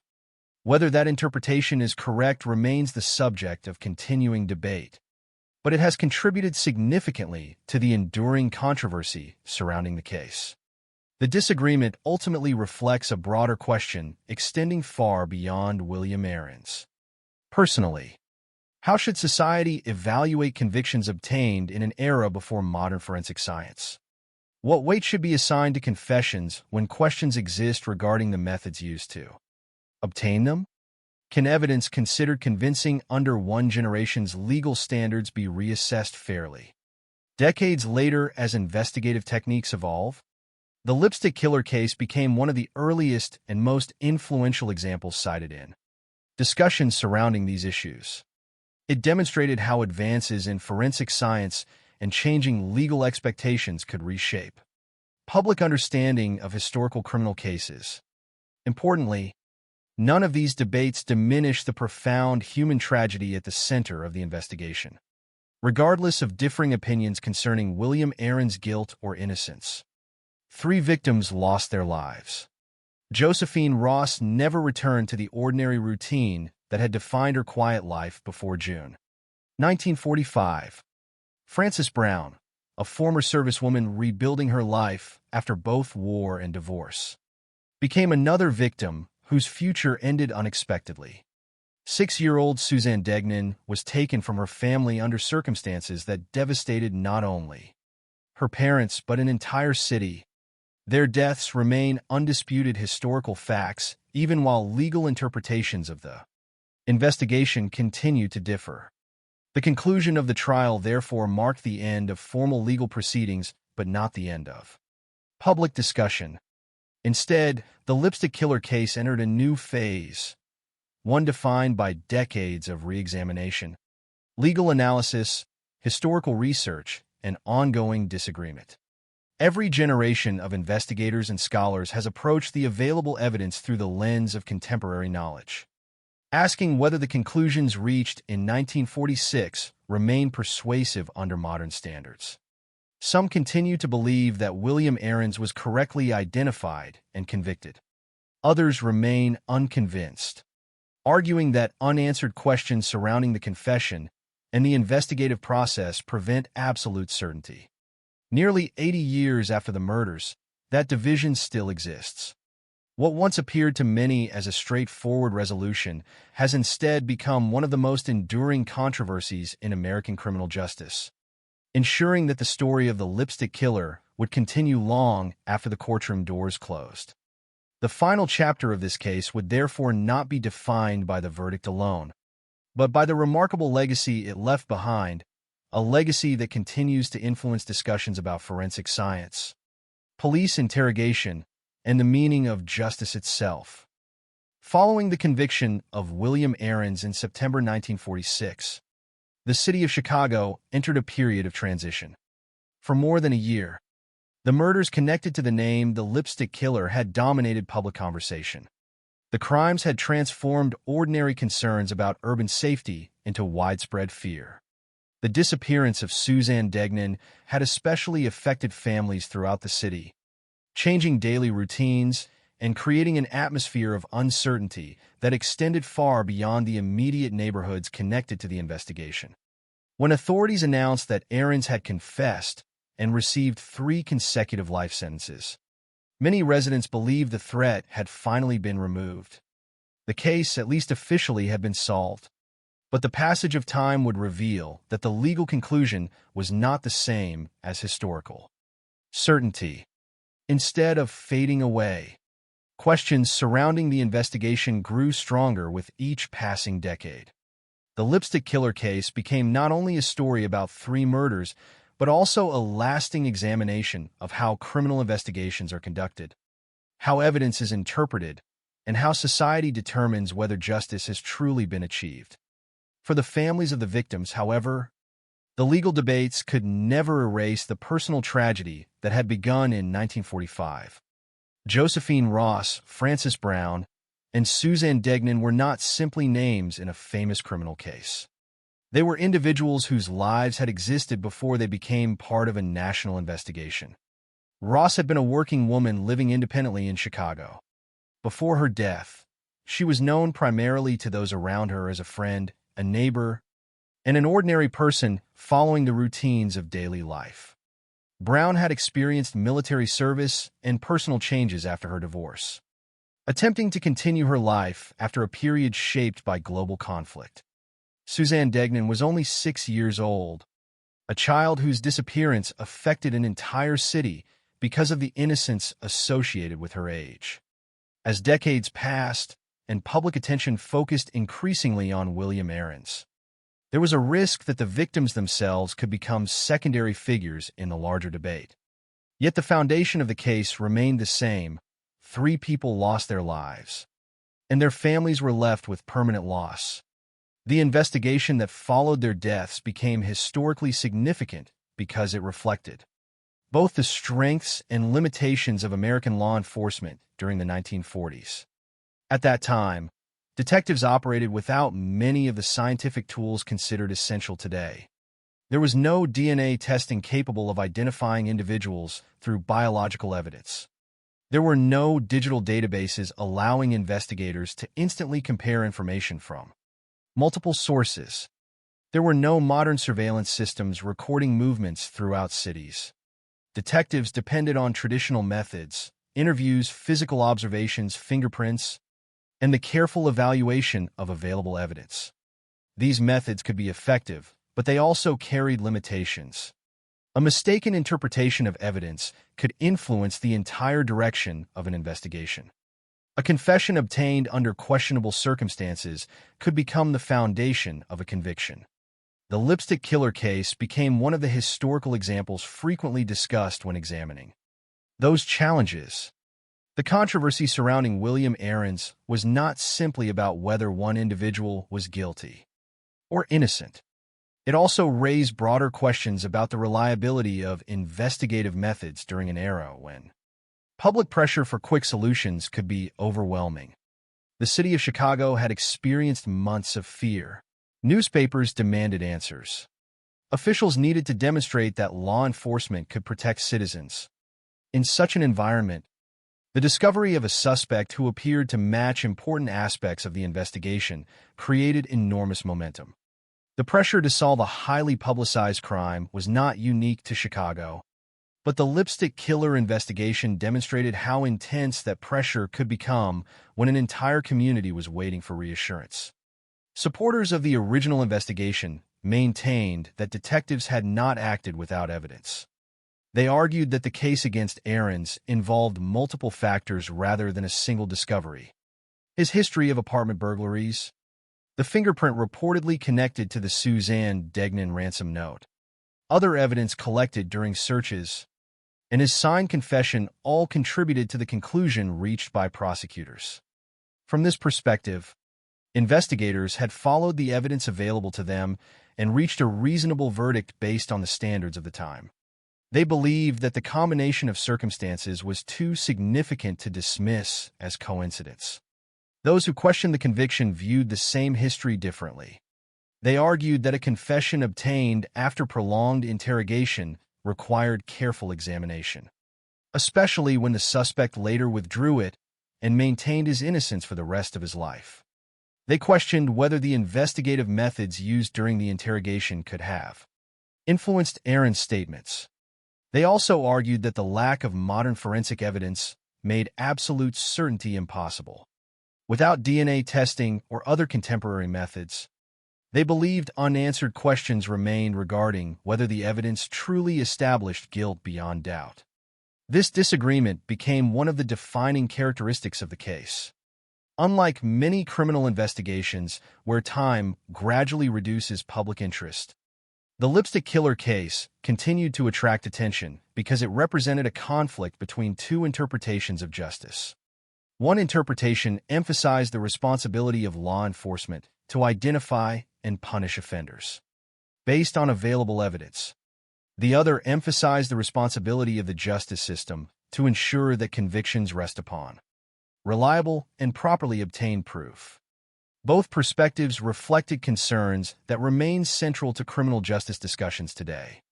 The case also became significant because of its connection to changing attitudes toward police interrogation. In the decades following the 1940s, American legal standards regarding suspects' rights evolved considerably. Greater attention was placed on ensuring access to legal representation, protecting individuals from coercive questioning, and establishing clearer rules regarding the admissibility of confessions. The controversy surrounding Aaron's interrogation became part of broader historical discussions about these issues. The case served as an example of why procedures governing interrogations matter and why obtaining information from suspects requires careful safeguards. Another reason the lipstick killer case remained memorable was the unusual role of media coverage. Newspapers played a major role in shaping public understanding of the investigation. The nickname itself demonstrated the power of headlines to transform a criminal case into a cultural phenomenon. The phrase "the lipstick killer" immediately created a recognizable identity for an unknown offender, even before authorities had identified a suspect. While media attention helped maintain public awareness and encourage citizens to provide information, it also contributed to the intense pressure surrounding the investigation. The public wanted resolution, and the constant attention placed additional demands on those responsible for solving the crimes. Over time, the case became a subject of historical analysis rather than an active investigation. Researchers examined available records, reviewed the evidence, and debated the conclusions reached in 1946. Some accepted the official outcome. Others continued to argue that the case remained unresolved despite the conviction. The disagreement reflected a fundamental challenge in studying historical crimes. Investigators and historians must evaluate past events using incomplete information. They must separate confirmed facts from assumptions and recognize the limitations faced by those involved at the time. Nearly 8 decades later, the lipstick killer case continues to occupy a unique position in American criminal history. It is remembered because of the fear it created in Chicago, the victims whose lives were taken, the dramatic investigation that followed, and the controversy surrounding the man convicted. It remains a case frequently discussed not because it offers simple answers, but because it raises difficult questions. What evidence is enough to establish certainty? How should society evaluate old convictions when investigative standards change? How can justice balance the need to solve crimes with the need to protect against mistakes? These questions ensure that the case remains relevant even long after the original headlines have disappeared. The story of the lipstick killer is ultimately not only about a suspect, a confession, or a conviction. It is about the lasting search for truth after a tragedy. It is about victims whose lives deserve remembrance, investigators who worked within the limits of their era, and a justice system that continues evolving as society learns from past experiences. Whether William Aarons was responsible for the crimes attributed to him remains a matter of continuing debate among those who study the case. But the impact of the investigation itself is undeniable. It changed how Americans discussed criminal investigations, highlighted the importance of reliable evidence, and became a lasting reminder that solving a crime and understanding a crime are not always the same thing. The final legacy of the lipstick killer case is therefore found not only in the question of who committed the murders, but also in the broader lessons it left behind about justice, uncertainty, and the human cost of violent crime. The story of the lipstick killer case did not end when William Aarons entered prison. In many criminal investigations, a conviction marks the final chapter, a point where the public accepts that justice has been delivered and attention eventually moves elsewhere. But the events surrounding Josephine Ross, Frances Brown, and Suzanne Degnan continued to generate discussion long after the courtroom proceedings concluded. The reason was not simply the shocking nature of the crimes themselves. It was the uncertainty that remained surrounding the investigation, the confession, and the evidence used to convict Aarons. Decades later, the case continued to represent one of the most debated examples in American criminal history of the conflict between legal conclusions and historical questions. William Aarons spent the remainder of his life maintaining that he was not responsible for the murders. After his conviction, he repeatedly withdrew his confession and argued that it had been obtained under unacceptable circumstances. His position remained consistent for decades. Until his death in 2012, he continued to insist that he had been wrongly convicted. For supporters of his claims, this persistence became one of the central reasons to continue examining the case. They argued that a person who maintains innocence for nearly 70 years raises legitimate questions that deserve careful consideration, especially when the original investigation occurred during a period when forensic science and legal protections differed significantly from modern standards. Those who continued to believe in Aarons' guilt viewed the situation differently. They argued that his later claims did not erase the evidence that had convinced investigators and prosecutors in 1946. From their perspective, the confession was only one element among several factors connecting him to the crimes. They emphasized that investigators had not relied solely on his statements, but had also considered physical evidence, including the reported fingerprint associated with the Suzanne Degnan ransom note, his established history of apartment burglaries, and other information collected during the investigation. To them, the conviction represented the outcome of a lengthy investigation rather than a decision based on a single questionable piece of evidence. The disagreement between these two viewpoints became increasingly significant as new generations examined the case. Historians and legal researchers approached the evidence differently than investigators had in 1946. Modern standards of criminal investigation place greater emphasis on scientific verification, careful documentation, and protections designed to prevent unreliable confessions. When the lipstick killer investigation is viewed through this modern perspective, some aspects of the case appear deeply controversial. The absence of DNA evidence means that one of the most powerful forensic tools available today could never be used to confirm or challenge the original conclusions. Instead, researchers must rely on the evidence collected nearly 80 years earlier and interpret it within the limitations of that period. This uncertainty is one of the reasons the case has remained so fascinating to those who study criminal justice. It represents a moment when traditional detective work and emerging forensic methods existed, alongside significant limitations. Investigators in 1946 were working without many resources that modern detectives consider essential. They faced enormous pressure, limited technology, and a public desperate for answers. Their methods reflected the realities of their time. Understanding those circumstances does not automatically prove that their conclusions were correct or incorrect, but it helps explain why the case developed in the way it did. The lipstick killer investigation also demonstrated the powerful influence of public fear on criminal investigations. When Suzanne Degnan was killed, the emotional reaction throughout Chicago was overwhelming. Parents worried about their children's safety. Communities changed their routines. The media followed every development.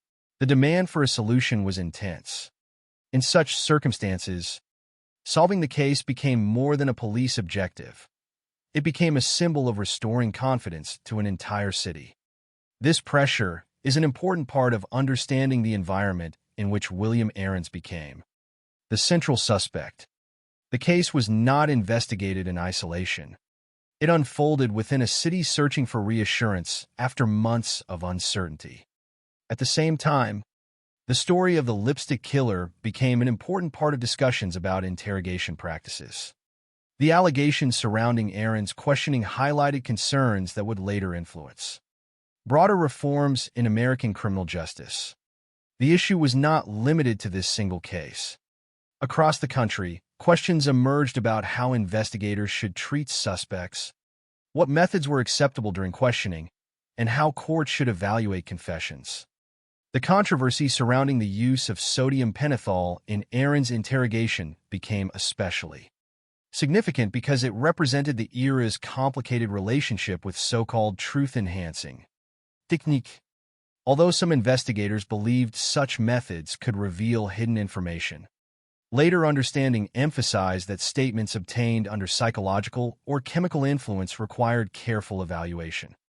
The case, therefore, became part of a larger historical conversation about the importance of protecting the integrity of the investigative process. Another lasting aspect of the case was the way it influenced public perception of crime. The name, the Lipstick Killer, became one of the most recognizable criminal nicknames in American history. The phrase was created by newspapers attempting to describe an unknown offender, but it eventually became inseparable from the entire investigation. It reflected how media coverage could transform a crime into a national story. The nickname captured attention, but it also created a simplified image of a case that was far more complicated. Behind the headline were 3 victims, a complex investigation, and decades of disagreement over what truly happened. For this reason, modern discussions of the case increasingly focus on remembering the victims rather than only the identity of the accused. Josephine Ross, Frances Brown, and Suzanne Degnan remain at the center of the story. Their lives ended violently, and their families experienced losses that no legal outcome could reverse. The debate surrounding William Aarons, while historically important, should not overshadow the people whose deaths led to the investigation in the first place. True crime cases often become remembered through suspects, evidence, and courtroom battles. But the foundation of every such case is the human lives affected by the crime. The Lipstick Killer investigation remains a reminder of that reality. The case also illustrates how history rarely provides simple answers. In some investigations, evidence eventually produces complete certainty. In others, unanswered questions remain despite official conclusions. The Lipstick Killer case belongs to the second category for many researchers. It has an official legal outcome. William Aarons was convicted and spent the rest of his life in prison. Yet the continuing debate demonstrates that a verdict and historical agreement are not always the same thing. Courts must reach decisions based on the evidence available at a specific moment. Historians, however, continue examining those decisions as new perspectives emerge and standards change. Nearly 80 years after the murders, the case still occupies a unique place in American criminal history because it exists at the intersection of crime, law, media, and public memory. It was a case that frightened an entire city, challenged investigators, influenced discussions about interrogation practices, and continued to divide opinions long after the official proceedings ended. It represents both the determination of law enforcement officers seeking justice and the caution required when evaluating evidence obtained under controversial circumstances. Ultimately, the enduring importance of the Lipstick Killer case does not come only from the mystery surrounding William Aarons. It comes from the broader questions the investigation continues to raise. How should justice respond when certainty is difficult to achieve? How should society balance the need to punish offenders with the responsibility to prevent wrongful convictions? How can investigators pursue answers while respecting the rights of those accused? These questions remain relevant today because they are not limited to one crime or one era. They represent challenges that every justice system must confront.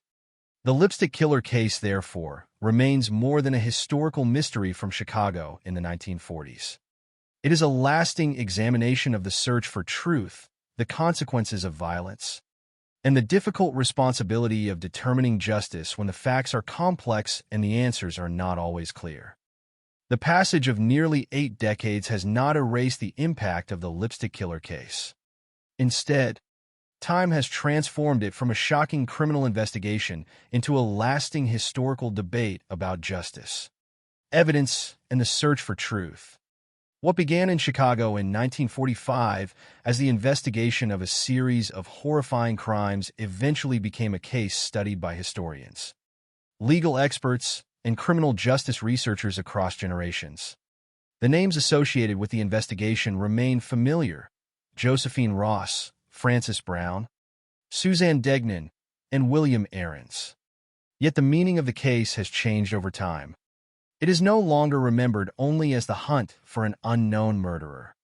It is also remembered as a powerful example of how criminal investigations evolve, how public fear influences the search for answers, and how difficult it can be to separate certainty from uncertainty when examining events from the past. At the heart of the case were three victims whose lives ended in circumstances that shocked an entire city.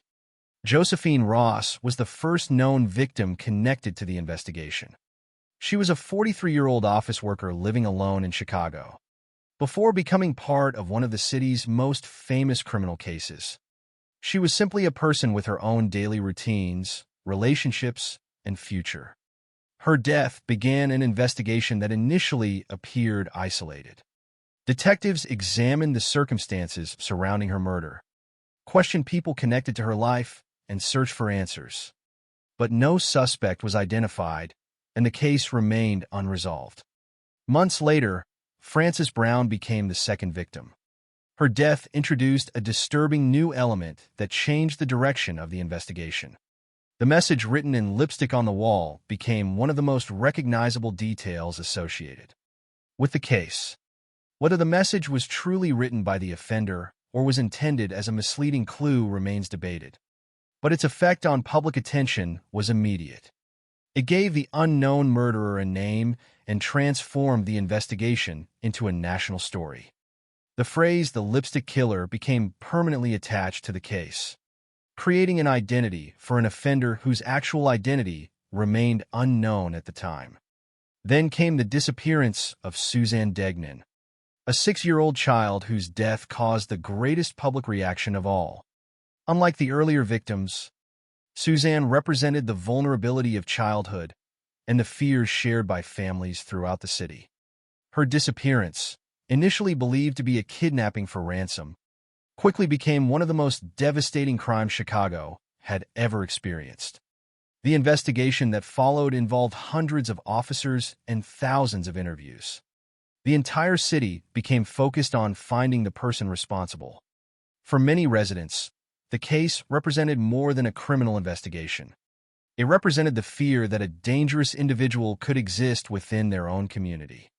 The eventual arrest of William Aarons brought a sense of resolution to many people. After months of uncertainty, authorities believed they had identified the person responsible. His confession and conviction appeared to close the case. Newspapers reported that the lipstick killer had been captured. Families who had lived with fear hoped they could finally return to normal life. However, the passage of time revealed that the conclusion was not universally accepted. The questions surrounding Aaron's confession became the foundation of decades of debate. His supporters argued that the methods used during his interrogation created serious doubts about the reliability of his statements. They pointed to his allegations of prolonged questioning, denial of immediate access to legal representation and family members, physical mistreatment, and the use of sodium pentothal during interrogation. They argued that a confession obtained under such circumstances should be examined with caution, especially because Aarons later withdrew it and maintained his innocence until his death. Those who defended the original conviction continued to argue that the case against Aarons involved more than the confession alone. They pointed to the fingerprint reportedly associated with the Suzanne Degnan ransom note, his history of apartment burglaries, and other evidence collected during the investigation. From this perspective, detectives had followed the evidence available at the time and reached a conclusion supported by multiple factors. The confession, they argued, reinforced an already existing case rather than creating one by itself. This disagreement has never been completely resolved. That unresolved tension is one reason the lipstick killer case remains historically important.